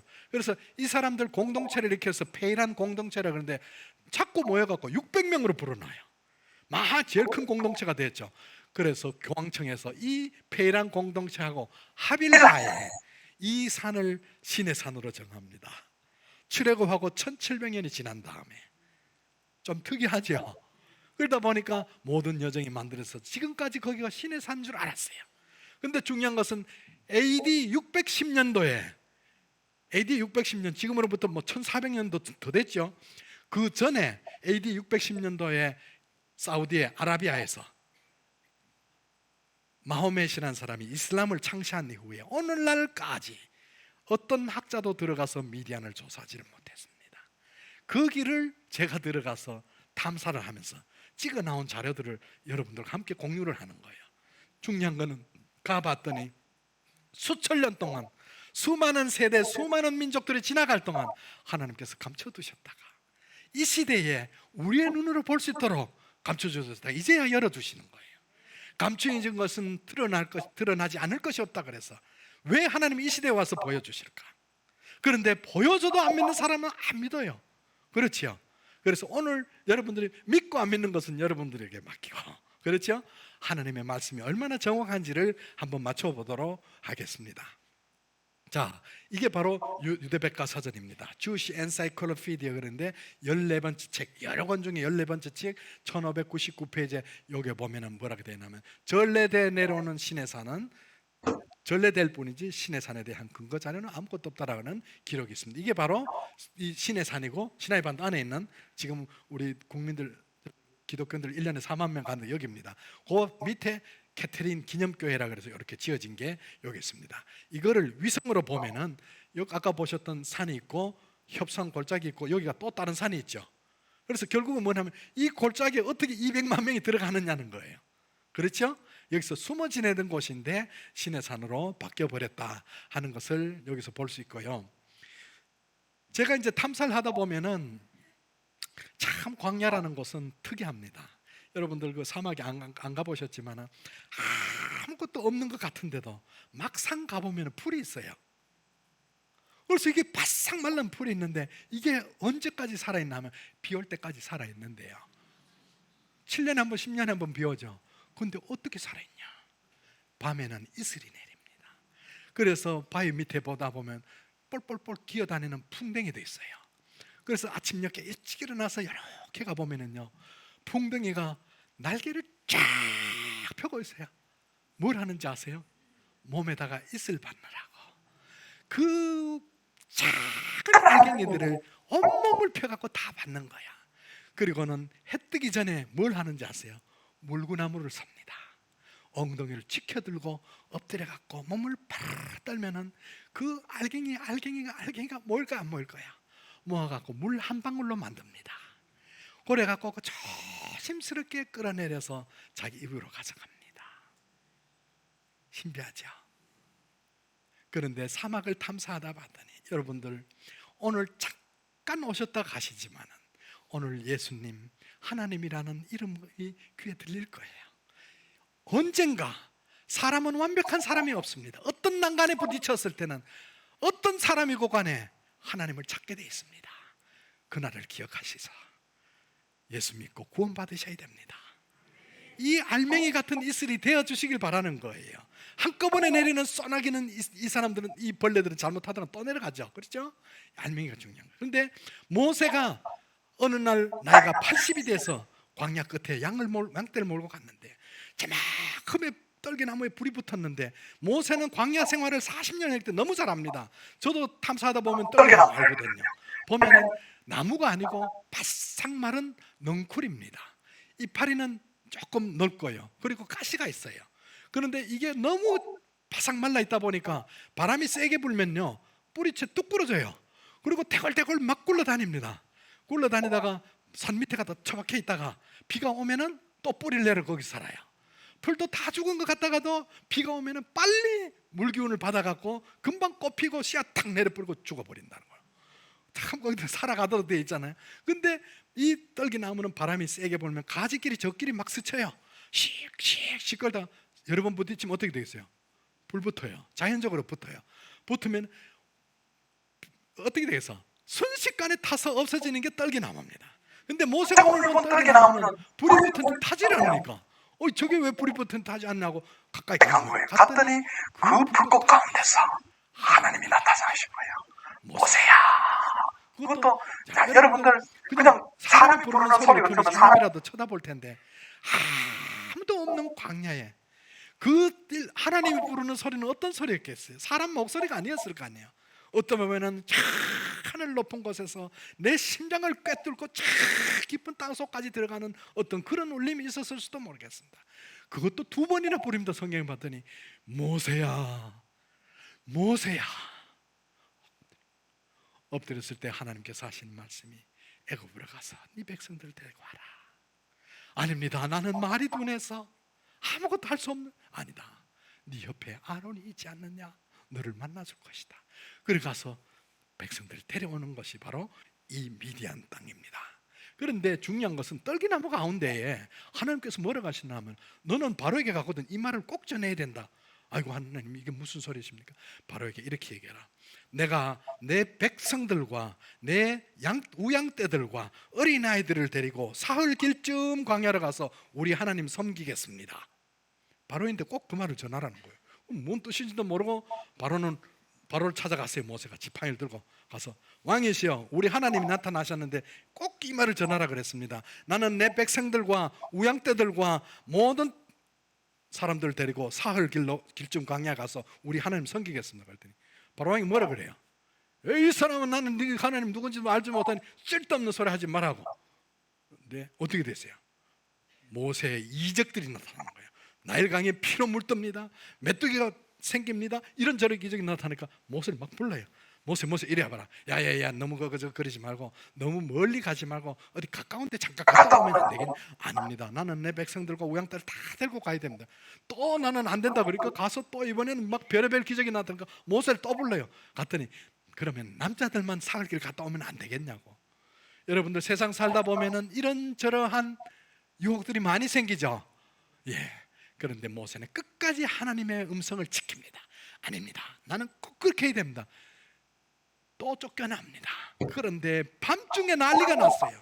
10번째 재앙이 내리는데 10번째 재앙은 애굽에 있는 모든 사람들, 히브리 민족을 빼고 애굽 사람들 모든 애굽 사람들의 장자만 다 죽어버렸어요. 먼저 태어난 짐승 새끼 중에서 큰 짐승 새끼 다 죽여버렸어요. 끔찍한 일이죠. 한밤중에 모세를 불러 갔더니 모세야, 네 말대로 이게 내 차례나 네 말대로가 나옵니다. 봤더니 무슨 뭐냐, 네 말대로 네 백성들도 데려가고 네 말대로 우양떼도 데려가고 네 말대로 다 데리고 가고 사흘길 가는 것도 네가 가라는 거야. 네 원하는 대로 다 하라는 거예요. 얼마나 다급했으면. 그것도 밤중에 불러다가. 그래서 모세는 이스라엘 백성들 출애굽에 나옵니다. 그 사흘길을 가는데 사흘길을 가는 장면을 봤더니 성경에 봤더니 주의 하러 갔다 그랬어요. 낮에는 구름 기둥, 밤에는 불기둥이 나타나서 이스라엘 백성들이 사흘길을 밤낮으로 갔대요. 이해가세요? 거기에는 노약자도 있고요, 임산부도 있었을 거예요. 그렇죠? 지체 부자에도 있었을 거예요. 그런데 어떻게 사흘길을, 그 뜨거운 광야길을 사흘길을 밤낮으로 갔단 말입니까? 여러분들 믿으세요? 야, 대단한 믿음이죠. 도대체 상상을 할 수 없는 믿음입니다. 사흘길을 밤낮으로 갔다는 것. 그래서 학자들이 지금도 질문합니다. 예의 아버지, 그럼 200km도 넘는데 어떻게 갔단 말입니까? 그런데 예수님 당시 때에 사두개인들이 예수님을 향해서 이 시대에 보여줄 만한 기적을 하나 보여달라 그랬죠. 예수님 뭐라 그랬어요? 뭐밖에 없다 그랬어요? 요나의 기적밖에 없다. 이 시대에 보여줄 것은 요나의 기적밖에 없다 그랬어요. 하나님도 인정했는 기적이 요나의 기적입니다. 여러분 구약 성경에 보면은 요나라는 사람이 있었는데 물고기 뱃속에서 사흘 동안 살아 있었어요. 말도 안 되는 소리를 하고 있죠. 물고기 뱃속에서 사흘을 산다는 것은 상상도 못할 일입니다. 왜? 물고기 뱃속에 들어가면 3분 내로 질식해서 죽습니다. 맞죠? 3분 내로 질식해서 죽고, 두 번째로는 사흘 가면은 이미 소화액에 의해서 다 흐물흐물해서 어쩜 뼈도 녹았을지도 모르는. 근데 사흘을 살아 있었어요. 그건 뭐나 하면은 하나님이 함께 하시면, 사람의 생각을 초월한 것이 하나님께서 하시는 능력입니다. 하나님이신 예수 그리스도가 이 땅에 오셨을 때에 각양의 이적을 보여주셨어요. 물 위를 걷는 기적, 오병이어, 물고기 2마리와 떡 5덩어리로 수천 명을 먹이고 남은 것이 12광줄이에요. 죽어서 썩어 냄새나는 나사로를 불러내서 살리신 분이 예수 그리스도예요. 자, 그러한 이적과 기적들을 따라다니면서 사람들이 수천 명, 많게는 수만 명까지 봤어요. 그 이적을 본 사람들이 다 믿었어요? 그걸 보고도 안 믿는 거예요. 믿었던 사람 누가 믿는지 아세요? 가난한 자들과 고아와 과부와 병든 자들이었어요. 제가 오늘 이렇게 얘기를 해도 행여나 여러분들 속에 편견이 있거나 세상 지식으로 이것을 내 마음을 가리고 있으면 안 들어옵니다. 왜? 내 마음이 강파가 안 돼. 이것을 어린아이의 마음으로 내려놓고 하나님의 음성을 듣는다면 성령님께서 여러분들에게 임재하셨어요. 이제 남은 여생을 어떻게 살아야 하며 내 생의 마지막 끝순간에 하나님의 심판대 앞에 섰을 때에 어떠한 심판이 내게 오는지를 우리가 깨달아야 됩니다. 우리의 인생은 막 끝없는 것 같죠. 사람들은 자기의 육신의 나이를 깨닫지 않습니다. 자, 그래서 제가 이 사우디나 중동이나 이런 국가 원수들을 만나거나 이렇게 할 때 자기는 가족을 다 가졌기 때문에 자기는 안 죽는 줄 알아요. Your Highness, how old are you? 65살이래. 그러면 인생을 길게 잡아 80이라 잡고 사람이 태어나는 순간을 해 뜨는 걸로 비유를 합시다. 그러면은 나이가 40이면은 12시 정오고 6시면 해가 지는데 귀하는 어디쯤 와 있습니까? 실감나지요? 해가 뉘엿뉘엿 넘어가는 순간에 와 있다는 거예요. 그렇죠? 다 죽습니다. 영원히 살 사람은 아무도 없단 말이에요. 그래서 마지막 우리의 인생이 끝나는 정점에 누구든지 갈 수밖에 없는 심판대가 있는데 그것이 하나님 앞입니다. 그것이 어떤 세상 다른 얘기하는 그런 종교 앞에 아닙니다. 어떤 종교가 온 우주를 창조했다는 신이 있습니까? 없습니다. 종교를 창시한 사람의 무덤은 이 땅에 다 있습니다. 유일하게 예수님의 무덤은 이 땅에 없습니다. 왜? 다시 오시려고 약속을 했기 때문이에요. 그분이 분명히 재림주로 오십니다. 자, 그런데 이 사흘길을 가는데 200km 넘는 그 길을 사흘을 밤낮으로 걸어가셨어요. 성경에 보면은 이스라엘 백성들이 너희들이 광야 생활할 동안에 발이 부르텄느냐 옷이 헤어졌느냐 40년 동안 샌들 한 켤레로 40년 살았어요. 아마 쇠로 만들어도 40년 신으면 다 따랐을 거예요. 옷도 헤어지지도 않았다 그랬어요. 농사도 안 지었는데 하나님께서 다 먹이고 입혔는데 그것이 200만이면은 아마 대구 광역시 인구 정도 되는 사람들이에요. 그 사람들 농사도 안 지었는데 어떻게 40년 동안 먹고 입고 살았느냐는 거예요. 그것은 하나님만 할 수 있는 능력이었어요. 자, 그래서 어떻게 사흘을 길을 걸어갔는지 성경 곳곳에 보니까 여기에 기록이 되어 있어요. 그 힘이 들소와 같았다. 여러분들 동물의 왕국 보면 들소 보이시죠? 그 들소들은 도대체 풀만 먹는데 어떻게 그렇게 힘이 센지 아직도 이해를 못 하겠죠. 코끼리 보십시오. 코끼리 뭐 소 잡아 먹어요? 안 먹죠? 왜 그런가 하면은 이 큰 초식 동물은 위가 몇 개가 있어요. 근데 풀만 먹는데 그 풀 속에 있는 아주 작은 세포를 있는데 그 피막 속에들에는 굉장한 영양소가 있어요. 사람은 위로는 그걸 녹일 수가 없어요. 근데 이 초식 동물들은 그걸 몇 차례에 걸쳐서 소화시켜서 마지막으로 그걸 에너지화하기 때문에 덩치도 크고 힘이 센 거예요. 그 들소들이 우두두두두 몰려가는 거 보셨죠? 근데 온 이스라엘 백성들에게 지체부자유자나 임산부나 노약자들에게 들소같이만 힘을 주셨다는 거예요. 또 뭐 말씀 봤더니만은 여기 한번 볼까요? 지친 자가 있었어요, 없었어요? 한 사람도 없는 거예요. 한 사람도 없는 거예요. 하나님께서 오늘 여기 계시는 분들에게 특별한 은사를 베푸신다면 베풀 수 있는 거예요. 그런 것처럼 이 이스라엘 백성들이 광야 생활을 해갖고 갈 동안에는 사흘길을 갈 동안입니다. 갈 동안에는 한 명도 지친 사가 없도록 하나님께서 힘을 주시고 들소처럼 힘을 주셔버렸고 세 번째는 봤더니 말이 광야에 행한 것 같이 넘어지는 사람도 없는 거예요. 자, 우리가 걷다 보면 10명만 광야길을 걷다 보면 한 사람이 휙 넘어지겠죠. 그런데 하나님께서 200만 명이나 되는 사람들의 발걸음까지도 하나님께서 주장해 주셔서 넘어지는 사람도 한 명도 없었어. 지친 사람도 한 명도 없었어. 그런 것처럼 하나님께서 특별한 간섭을 하셨다. 암사자같이 수사자같이 힘을 주셨고 그 다음에는 여러분들 저 중동 땅에 가보면 산비탈길 아시죠? 전부 돌밭입니다. 길도 없는데 그 양떼들 보면 꼭대기에서 밑으로 내려가는 거 보면 길도 없는데요 막 우두두두둑 내려간대요. 수백 마리 내려가도 한 마리도 넘어지는 게 없어요. 사람은 내려가면 넘어지겠죠. 어쨌든 그 뒷짐승들이 가축들이 내려가는 것처럼 편하게 가도록 해주셨다. 하나님께서 특별한 섭리로 특별히 3일길 갈 동안에는 구름 기둥과 불 기둥으로 계속 인도하신 거예요. 그래서 저는 고민해 봤어요. 아이고 하나님, 저는 만약에 저렇게 하지 않았다면 어떤 일이 벌어졌을까? 우리가 그냥 사람의 힘으로 간다면은 지체부자들 있고 노약자들이 있어서 그 사막길을 아마 5시간만 걸어가도 다리 아프겠죠? 얼마나 덥겠어요. 아이고 모세야 좀 쉬었다 가자. 그래, 여러분들 쉬었다 갑시다. 5시간 만에 앉아서 1시간 쉬었다. 자, 일어나십시오. 갈 길이 머니까 또 갑시다. 따라갈 사람이 있어요, 없어요? 아마 거기에는 몇 사람은 자기네들 못 따라가겠다, 이집트로 돌아가는 사람이 있었을 거예요. 그렇죠? 그런데 사흘길을 주야로 와버렸어. 그것도 밤낮으로 와버렸어. 아주 빠른 검으로 갔어요. 그러면은 이 사람들이 사흘 만에 돌아가라면 갈 수 있어요, 없어요?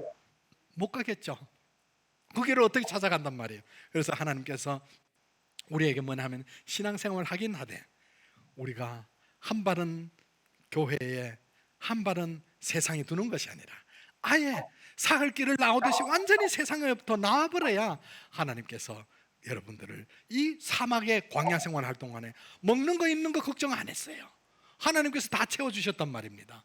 그러면 오늘 여러분들도 신앙생활 하면서 행여나 믿음 시작하신 분들도 마찬가지겠지만 내가 이스라엘 백성들이 사흘 길을 광야로 나온 것처럼 나아버려야 되겠다. 그것이 여러분들에게 작심이 되시길 바랍니다.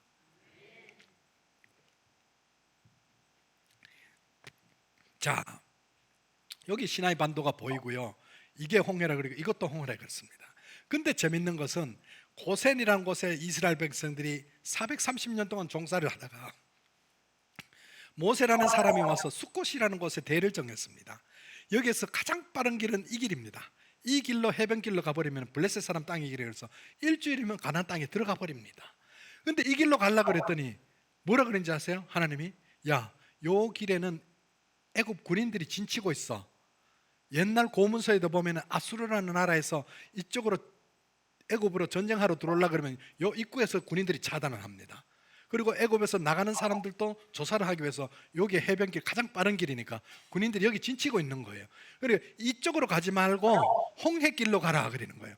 그런데 숫곳이라는 곳은 여기인데 여기에서 홍해길로 가면 이것도 홍해고 여기도 홍해라 그랬죠. 이따 다시 한번 보도록 하고요. 이쪽으로 가지 말라는 거예요. 자, 그런데 여기도 홍해고 이것도 홍해인데 여기가 고센이고 숫곳이 여기는 이미 벌써 이만큼 나와버렸어요. 그런데 여기가 시내산이라 그러면 홍해를 건너야 되니까 이렇게 내려와서 또 건너야 되니까 애굽으로 다시 들어갔다 나와야 되는 문제가 생기는 거예요. 그래서 여기가 홍해가 될 수밖에 없는 이유가 성경 곳곳에 나옵니다. 자, 모세가 도망갔던 곳은 이 빨간 화살표 따라가서 옛날부터 여기가 미디안이니까 이렇게 도망갔고 이 길로 못 가게 했으니까 이스라엘 백성들이 가야 될 길은 이쪽 향해서 가는 길이에요. 모세가 도망갔던 길로 이 길을 사길을 주파를 하는 거예요. 자, 한번 보겠습니다. 그래서 곳곳에 홍해에 관련된 성경 구절이 많이 나옵니다. 성경에. 그래서 이걸 뽑아놓고 지도를 갖다 놓고 보면 여기를 말하는지 여기를 말하는지 성경에 분명하게 나옵니다. 열왕기상 9장 26절에 보면 솔로몬 왕이 뭐라 그랬어요? 에돔 땅이 어디예요? 여기가 에돔 땅입니다. 에돔 땅 홍해 물가 홍해가 어딘지 나오죠. 에돔 땅 근처에 있다고 나오죠. 엘롯 근처 에션게벨에서 배들을 지은지라. 그러면은 에돔 땅도 여기고 에일랏도 에션게벨도 여기면 홍해가 이쪽이 아니라 이쪽이라고 분명히 밝혀졌죠. 그래서 이쪽은 제외되고 여기가 홍해가 돼야 됩니다. 그렇다 그러면 미디안이 여기 있으니까 미디안이 시내산에 있어야 되고 시내산 도착하기 전에 여기 어딘가에 건너야 된다는 거예요. 그래서 곳곳에 보면은 에돔에 대한 나여해서 여기도 보면은 홍해에 대한 것이 나오는데 데마라고 나오는데 데마가 이쪽에 미디안에 있는 한 도시 이름이 데마입니다. 성경에서 나오는 곳이죠. 그래서 여러 성경 구절들이 있어요. 이 구절들을 뽑아놓고 보면은 이쪽이 아니라 저쪽이 될 수밖에 없다 하는 것을 여기서 성경에서 여실히 보여줍니다.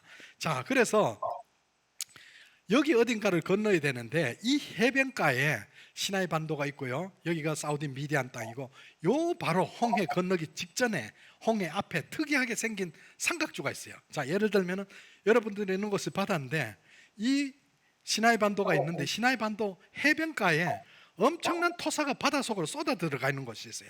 그것이 바로 요 위성에서 보이는 여기 손톱처럼 보이는 곳이 바로 여기입니다. 이거를 확대를 해놓고 보면은 높은 산들이 있고 계곡 속으로 토사가 쏟아져 들어가서 바다 쪽으로 밀려 들어간 거예요. 들려 들어가 있고 멀리 사우디 미디안 땅이 보고 여기가 홍해인데 이 홍해 속으로 토사가 밀고 들어갔는데 쏟아져 들어간 게 물속으로 6km 정도면 여러분들 얼마나 먼 건지 아세요? 여의도가 얼마나 큰지 아세요? 1.7km예요. 영등포다리에서 저쪽 고수부지까지가 1.7km밖에 안 됩니다. 근데 여기는 6km면 여의도 몇 배예요? 거의 4배 이상 되지요. 그런 곳이 있는데 토사가 쏟아들어가서 이렇게 돼 있습니다. 근데 6km나 쏟아 들어가 여기까지는 9km입니다. 바다 앞에 이만한 삼각주가 형성되어 있는 거예요. 그래서 이스라엘 백성들이 이 골짜기로 쫓겨 들어옵니다. 들어와서 여기 다 차버렸어요. 요 들어가고 봤더니 삼면은 바다예요. 뒤에는 산골짜기가 있는데 산골짜기 뒤에 성경에 봤더니 애국 군인들이 말발굽 소리가 막 들립니다. 마차 바퀴 소리가 막 들려요. 자기들 잡아오는 소리가. 그런데 뭐라 그러나 하면은 모세가 바로인데 얘기하는 건 사흘 길쯤 광야로 간다 그랬죠. 그런데 바로 왕이 불러다가 장자가 죽고 막 동네에 막 그 애곡하는 소리 들리니까 사흘 길을 가라고 보냈어요. 근데 사흘 길쯤 가서 멈춰야 되는데 모세는 지금 계속 가고 있는 거예요. 그렇죠? 갔는데 사흘 길쯤 가서 에담 광야 끝에서 1박을 하고 가던 길을 성경 가던 길을 돌려서 다시 애굽 쪽으로 들어가요. 쭉 가야 미디안으로 도망가는데 하나님께서 다시 돌려서 이 골짜기로 데려온 거예요. 그래서 누가 바로한테 고지서질해요. 혹이 바로에게 고하되 저들이 가버렸나이다. 사흘길 가서 멈춘 게 아니라 계속 가버렸습니다. 그랬더니 그제서야 사흘이 지난 다음에 바로 왕이 애굽 병거들을 다 부릅니다. 마차만 600승이요. 그리고 또 따라오는 또 육군들도 있었겠죠. 따라와서 쫓아오는데 이 골짜기 뒤까지 쫓아온 거예요.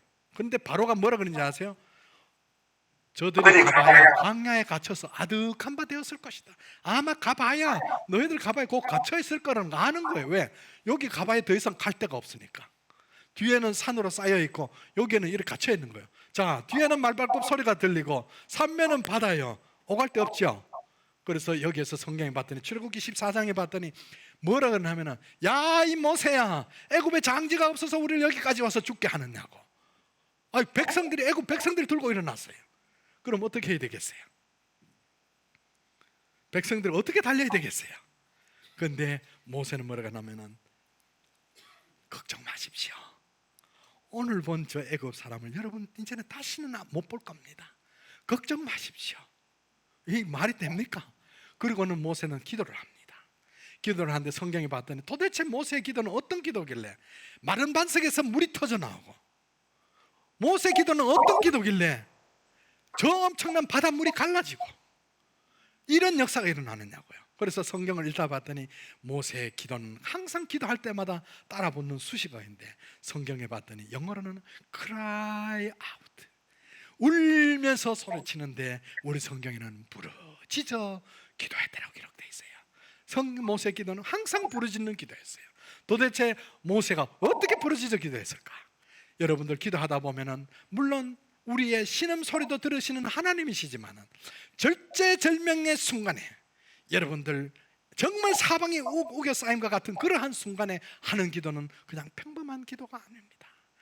만군의 여호와 하나님 아버지시여, 나의 이 상황을 아시는 분은 당신밖에 없습니다.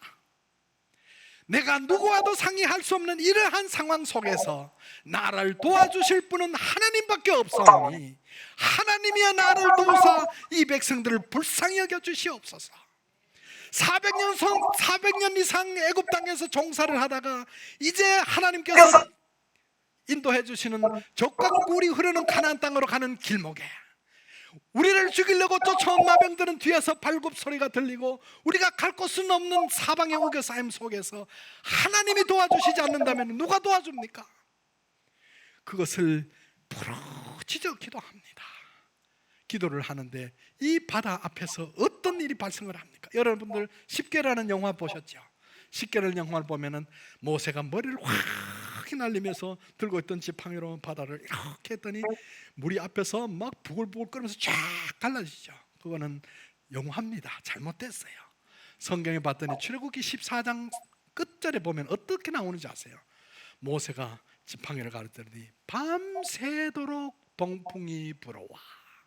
무슨 말이냐면 이스라엘 백성들이 서 있는 이 땅은 보십시오. 이쪽이 동쪽이죠. 이스라엘 백성들이 갇혀 있는 곳은 여기는 서쪽이에요. 서쪽 바다에 있어요. 밤새도록 동풍이 불어와. 이 모세가 지팡이 가르치면 가르치는 순간에 물이 쫙 갈라지면 얼마나 좋아요, 영화처럼. 그런데 지팡이를 쳤는데도 물이 갈라진 게 아니야. 머리도 날리지도 않아. 그런데 지팡이를 가르치는 순간부터 하나님의 역사는 일어난 거예요. 어디서? 보이지는 않지만 저 멀리 바다 건너편에서 밤새도록 동풍이 부르면서 바닷물을 가르고 있는 거예요. 여러분들, 우리가 세상 살다 보면은 별일 다 겪죠? 네, 그렇습니다. 때로는 쓸데없는 걱정하면서 좀 한 달 후에 일어날 일을 벌써부터 걱정이 돼갖고 밤새도록 한숨도 안 자고 그 걱정하는 사람이 있죠. 때려치우세요. 걱정한다고 돼요? 우리의 운명은 하나님의 손에 있습니다. 하나님께 맡기십시오. 한순간에 어떠한 환경의 변화로 인해서 어떻게 변할 것 같다 하더라도 그것도 하나님의 은혜로 받아들이면 편합니다. 내일 아침에 때거리가 없는데 두 사람이 있어요. 한 사람은 어떻게 해서 내 식구들을 내일 아침에 밥을 먹일고 밤새도록 한숨도 안 자고 걱정하는 사람이 있어요. 그런데 한 사람은 내일은 내일이고 오늘은 자자. 아침에 둘 다 일어났어. 이 사람은 한숨도 못 잤지요. 이 사람 잤지요. 차라리 이 사람은 힘이라도 있지. 이건 잠도 못 자고 뭐 어디 가서 뭘 구해. 그러니까 내일은 내일이고 오늘은 하나님께 맡기십시오. 근데 모세가 지팡이를 가르쳤을 때 물이 갈라진데 밤새도록 동풍이 불어온다 그랬어요. 그래서 근데 보십시오. 이쪽에도 토사가 쏟아지더라고. 이쪽에서 토사가 쏟아져 들어가서 요 아까 튀어나온 요 땅 이름 있죠. 그걸 고지도에 보면은 누에이바 알무자이나 한번 따라 해봅시다. 또 누에이바 알무자이나 쭉 이어서 해봅시다. 누에이바 알무자이나. 몇 달 안 했으면 아랍 사람들하고 말도 해도 될 것 같아. 무슨 말이야? 누에이바 알무자이나는 말은 무자이나가 무자가 뭐예요? 모세를 무자라 그래요. 그러니까 뭔 말이야? 모세가 물을 가른 곳. 땅 이름이 그렇게 돼 있어요. 무슨 말인지 아시겠어요? 땅 저 지명 이름이 모세가 물을 가른 곳이요. 그럼 옛날부터 여기는 모세가 물을 가른 곳이라고 지명이 정해져 있었는 거예요.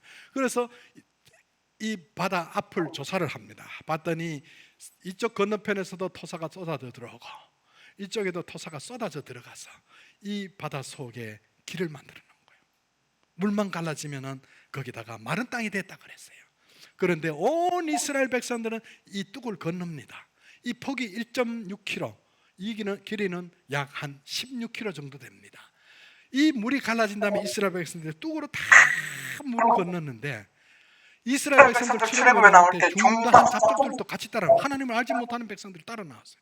그래서 건너갑니다. 가는데 중요한 것은 이스라엘 백성들과 함께 건넜던 하나님을 알지 못하는 사람들도 다 같이 건넜는데 한 명도 안 죽고 다 건넜는데 애굽 군인들은 이스라엘 백성들 건너니까 말을 타고 활을 쏘면서 쫓아왔을 거 아니에요. 들어왔다가 그들은 다 죽었어요. 한 명도 살지 못하고 다 죽었다고 기록되어 있어요. 그런데 중요한 것은 뭡니까? 바다는 같은 바다인데 어떤 사람들은 다 어울려서 같이 살면서 가고 어떤 사람들은 다 죽었냐고. 애굽 군인이라 해서 다 나쁜 사람만 온 건 아니겠죠. 거기도 착한 사람이 있었을 거예요. 법도 없이 사는 사람도 있었을 거예요. 그런데 죽었어. 그런데 아주 나쁜 사람인데도 중다한 잡적인데 이스라엘 백성들하고 건너다가 그는 또 살았어. 여러분들 여기서 아주 중요한 진리가 있는 거예요. 뭐냐 하면은 우리가 누구와 함께 있느냐예요. 맞지요? 누구와 함께 있느냐가 이렇게 중요하다는 것을 알게 됩니다. 이 뚝 위를 보시게 되면 토사가 쏟아져 들어가서 뚝을 만들었다. 그 뚝 위를 조사를 하다가 애굽 마차 바퀴를 발견합니다. 애굽 마차가 그때 당시에 노쇠거나 쇠였겠죠. 그 위에 산호가 자라서 이러한 형태를 갖추고 있는데 한두 개가 아니고 수도 없이 바다 속에 발견이 됐고요. 여기가 바로 미디안입니다. 미디안인데 여기 보게 되면은 고지도에 그릇대 이드로 무슨 말 이드로 동굴이 여기 있어요. 이드로 동굴. 모세가 살았던 이드로 동굴이 거기 있고 유대 고대사에도 보면은 모세는 이드로는 홍해가에 동굴 속에서 살았다 하고 기록돼. 그거 가보면은 철조망이 쳐져 있고 고고학적이라는 표시가 돼 있어요. 근데 이 안에 들어가 보면은 이들과 살았던 토굴이 아직도 있어요. 왜? 바위를 파내고 살았기 때문에. 그래서 저는 특별 허가서를 받아서 안으로 들어갑니다. 가서 바위 파내고 살았던 그 동굴들, 고지도에 있는 그 바로 이드로 집터를 다 찍었습니다. 그리고 그 근처에 모세 우물이라고 하는데 심지어는 내셔널 지오그래피도 기록돼 있어요. 이드로 동굴이 있고 건너편에 여기 위성으로 보면 새까만 점이 있는데 여기가 바로 모세 우물입니다. 모세가 도망와서 있었던 우물, 바위를 파내고 있었던 우물 깊이가 여기 있고요. 물은 다 말라버리고 없습니다. 그리고 지금 시내산 수정되는 꼭대기는 사우디 정부에서 미사일하고 또 레이더를 설치를 해서 접근하지 못하도록 이렇게 준비를 하고 있고요. 그리고 광야에 돌아다니다 보면은 많은 안각화들이 고대 쪽에 그려놓은 안각화들이 있고요. 이게 조각목이고 이 출애굽기 17장에 보면은 르비딤이 나옵니다. 르비딤에 보면은 반석을 쪼개서 물을 내 마셨다 그랬죠. 근데 이 반석이 우리가 생각할 때 물은 낮은 데서 나오니까 이런 데 어디서 터졌나 생각을 하고 있는데 가 보면은 이러한 바위산 꼭대기 위에 저게 쪼개져서 물이 터졌는데 저는 이 산으로 올라가서 이 높이가 아파트 한 8층 높이 돼요. 갈라진 틈으로 들어가 봤더니 갈라진 틈 양쪽에 구멍이 뻥뻥 뚫려 있는데 물 터진 자리가 그대로 있고, 그 아까 밑에 보면은 고대적 물기를 끌어간 고대적 수로가 여기도 지금도 아직도 있어요. 있고 바로 이것을 영화로 만들었고요. 또 많은 고대 안각화가 있는데 그때 당시에 애굽 신들 그림이 수도 없이 따라다니고, 여기에는 고대 글자들이 아랍 글자가 아니에요. 봤더니 고대 히브리 글자들이 수도 없이 아직도 광야에 남아 있더라. 여기 보면은 미디안, 여기 홍해가 있고 미디안 땅에 호렙산이 옛날부터 있었던 고지도고, 시내산 혹은 호렙산이라 그러는데 학자들은 따로 있는 걸로 착각을 하는데, 가봤더니 산 밑에는 하나고 올라가서 봉우리가 시내산과 호렙산으로 나눠져 있더라. 성경에 보면 호렙산에 엘리야가 도망와서 40주야로 와서 숨었던 동굴이 있어야 되는데, 여기가 바로 시내산 꼭대기로 보고요. 그 산 위에는 올라갔고, 호렙산 여기는 동굴이 있는데 여기가 엘리야가 숨었던 동굴, 그 흔적들이 아직도 현장에 있고요. 그 시내산 바로 앞에 광야에는 또 이러한 돌담들이 있습니다. 돌담이 있는데 여기도 역시 고각 지역에서 막아놨는데, 여기 바로 모세가 십계명 받으러 올라갔을 때 금송아지를 올렸던 제단, 그 제단이 바로 이 광야 한가운데 이렇게 있고요. 거기에는 애굽 소신이 또 역시 12마리 새겨져 있습니다.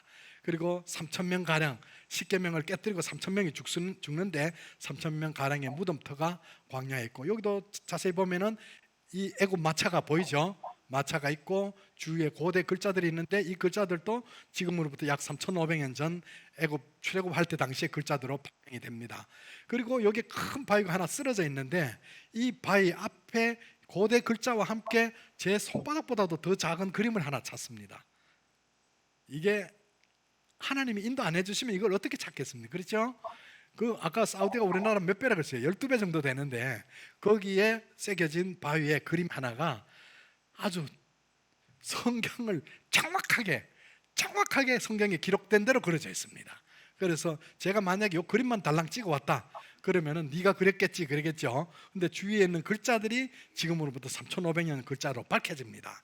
그리고 여기에 있는 많은 주위에 있는 글자들이 지금 미국에서 해독되고 있고 고대 히브리 연구에서 지금도 연구 중에 있는 글자들입니다. 이게 이제 뭐냐 하면은 바로 시내산 앞에서 금등대를 만듭니다. 이 편가지 3가지와 저 편가지 3가지를 만들고 각 가지를 살구꽃잎 모양과 살구꽃 받침형으로 만들어라고 우리 성경에 기록되어 있는데, 실질적으로는 살구꽃이 아니고 아몬드 모양으로 만들어 그랬어요.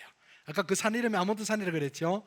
아론의 쌍난 지팡이가 나오는데 거기도 지팡이에서 살구꽃이 핀 것이 아니라 아몬드 꽃이 피었다고 성경에 기록되어 있어요. 그것을 이제 증명하고 있는 것들이고, 이 글자는 BC 13세기경, 이거 학자들 주장입니다. 그리고 사우디 정부에서는 그 글자가 BC 15세기로 봅니다. 그리고 시내산 앞에 특이한 그림 안각화를 발견했는데, 소 뒤에 사람 하나 따라 들어가고, 양 뒤에 사람 하나 따라 들어가고, 소 뒤에 사람 하나 따라 들어가고, 또 소 뒤에 사람이 따라 들어가는 그림이 있어요. 이게 이제 나중에 뭐고 하면은 이러한 통로가 있는 거예요. 통로가 있는데 이 통로 폭은 약 3m가 되는데 2개 통로가 있고, 여기에서 여기까지는 한 18m 정도 되고 또 꺾어서 들어오는데, 이게 뭐냐 하면은 제사장들이 소와 양을 끌고 들어가서 번제 들어가는 통로가 이게 지금도 있어요. 있는데 그것을 바위에다 표현을 해놨는데, 실제 앞에는 이렇게 되어 있는 거예요. 이러한 통로 돌아서 여기서 이제 소를 잡고 11달 5일 동안 떠날 때까지, 출애굽기 24장에 보면은 모세가 아침에 일찍 일어나 산 앞에 잔을 쌓고, 그런데 산 앞에 쌓았던 제단도 있고 거기다가 소와 양을 잡아서 피 뿌렸던 단도 있고, 하나님 앞에 계속해서 번제 드렸던 자리, 사우디 정부 지역을 조사를 했더니 고대 때 타던 재도 나오고 짐승 뼈도 나오고 숯도 나와서 오랫동안 여기 불 태웠던 흔적들이 성경에 나오듯이 그 현장입니다. 자, 그리고 수많은 이거는 위성으로 봐야만 보이는 겁니다. 실질적으로 보면 이게 한 개 그림이 약 한 60m, 90m 되는데 엄청난 돌로 쌓아놓은 흔적들이 보여요. 이게 실제 그림이죠. 그런데 이것은 짐승 우리도 아니고 뭐 높이 해봐야 이 정도밖에 안 되니까, 이러한 광야에 쌓아놓은 돌 무더기들이 수도 없이 있어요. 그리고 수많은 맷돌과 절구들이 있는데 성경에 보면은 광야 생활할 때 만나를 걷어다가 맷돌에 갈기도 하고 절구에 찧어서 먹었다는데 광야에 수도 없는 맷돌과 절구들이 그리고 많은 유물들이 지금도 아직도 계속 나오고 있어요. 제가 이제 수집해서 갖다 놓은 물건들이고 특별히 제가 또 유목민인데 찾는 돌 한 개가 이렇게 생겼습니다. 손바닥만 한데요. 얼굴에 글자가 2개 새겨지고 뒤에 글자를 또 뒤잡으면은 또 글자가 2개가 더 나와요. 그래서 이거를 미국으로 보내서 미국에서 학자들이 연구를 했더니 이 글자가 야훼로 밝혀집니다.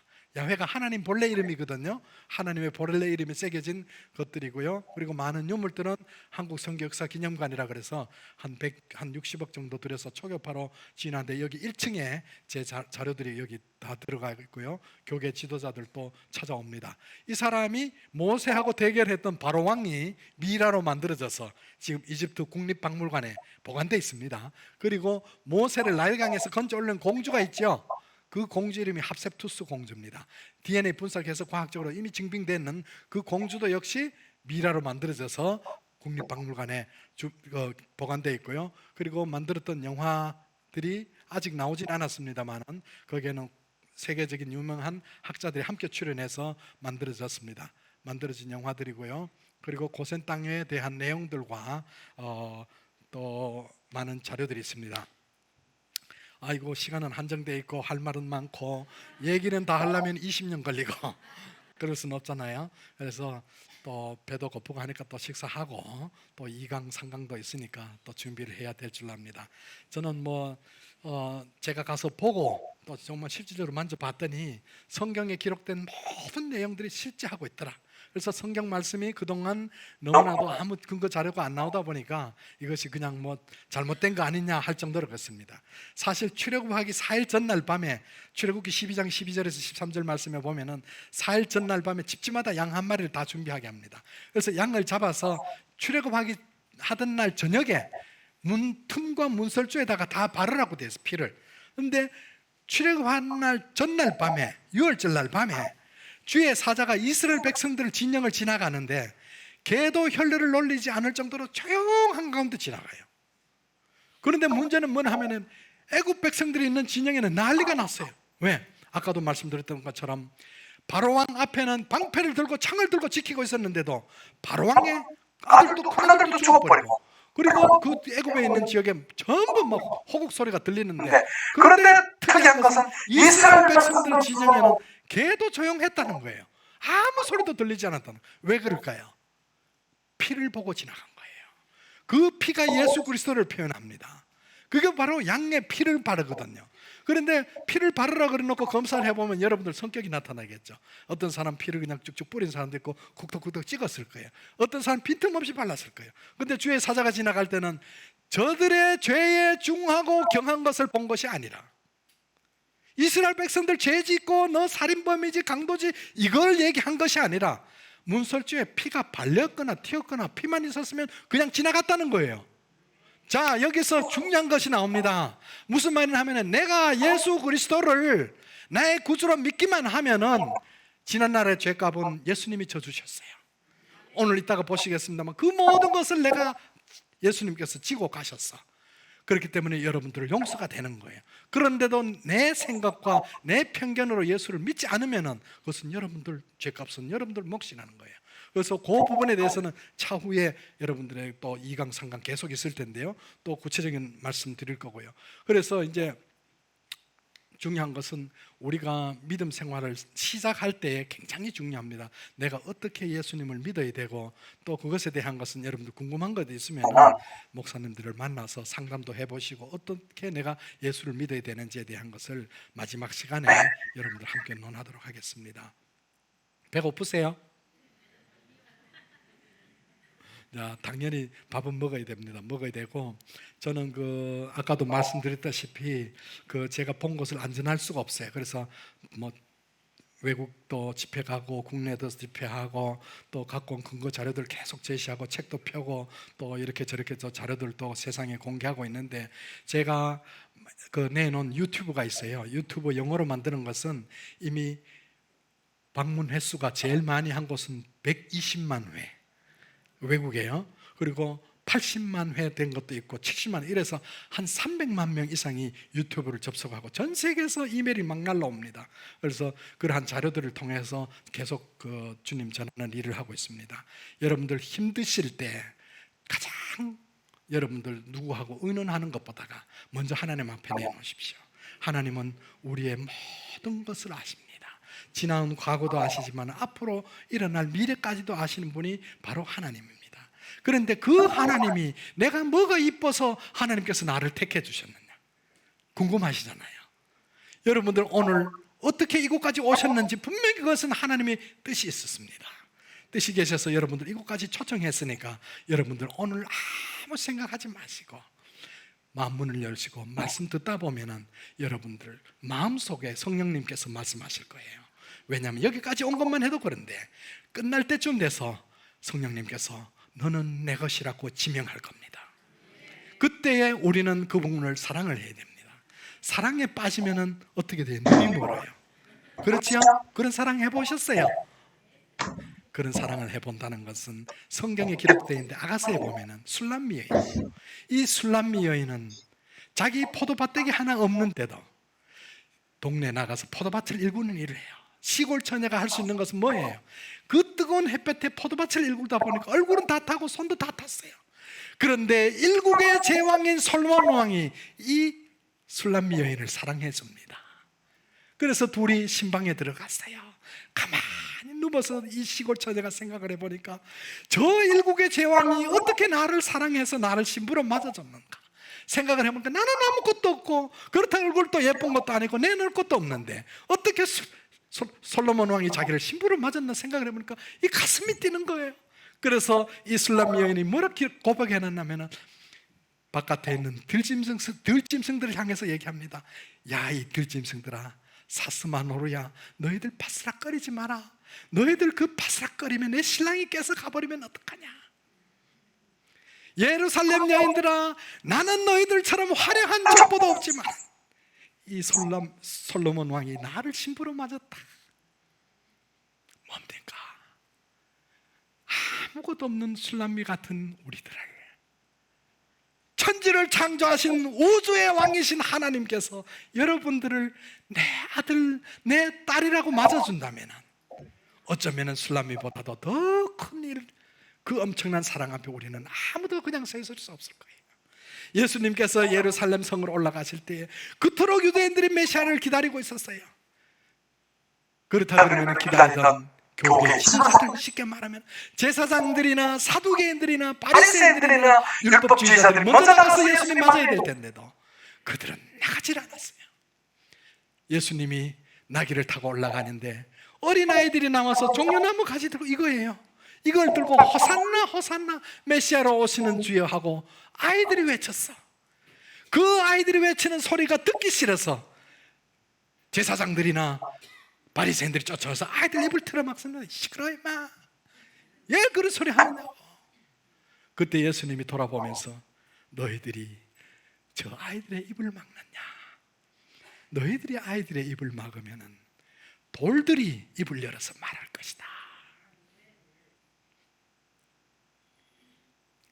하나님의 능력은 무한하십니다.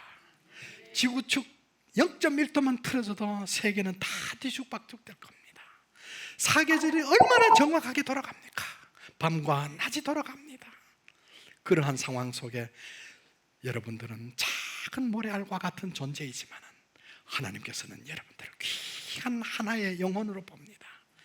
그 영혼이 하나님 앞에 구원받아 감사하는 감격이 있다면 이 술람미 여와 같은 마음이 여러분들이 감동이 없다면 주님께서 어떻게 생각하실까? 그게 바로 진실된 사랑입니다.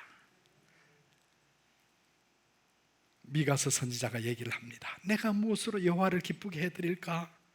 1년 된 번제물 수송아지를 하나님께서 기뻐하실까? 아니면은 천천의 수양이나 만만의 강수 같은 기름을 하나님께서 기뻐하실까? 사람아 주께서 원하시는 것은 인자를 사랑하며 공의를 일삼으며 여호와와 함께 겸손히 동행하는 것 아니다냐. 작다고 여기는 자, 겸손히 생각하는 자, 그를 통해서 하나님께서 역사하십니다. 주위 환경 여러분들 바라보지 마시고 겸손히 하나님을 섬기면 하나님께서 들어서 주십니다. 여러분들 자기를 낮추는 자를 들어서 주시는 거예요. 여러분들 전 세계 수백 개의 민족이 있지요. 그런데 왜 하나님이 하필 이스라엘 민족을 택해서 너는 내 백성이고 너는 나의 장자라고 불러준지 아세요? 신명기 7장 7절에 나와 있어요. 내가 너희를 택한 이유를 너희를 아느냐? 너희들이 모든 민족 중에서 수요가 많아서가 아니라 너희들 모든 민족 중에서 수요가 가장 적으니라. 가장 적기 때문에 내가 너를 택해서 온 만민들에게 내가 너와 함께함을 나타내기 위해서 내가 너를 택했다. 온 세계 석유, 황금, 무기, 식량, 금등을 좌지우지하는 것이 유대인들입니다. 보십시오. 하나님과 동행하는 자들의 모습을. 여러분께서 하나님이 함께 하실 때에, 작다고 여길 때에 하나님께서 들어서 주신다는 거예요. 오늘부터 여러분들 자기의 모습을 낮추고 하나님 앞에 엎드리면은 하나님께서 여러분들의 장래의 모든 일까지 책임져 주실 줄로 믿습니다. 기도하고 마치겠습니다.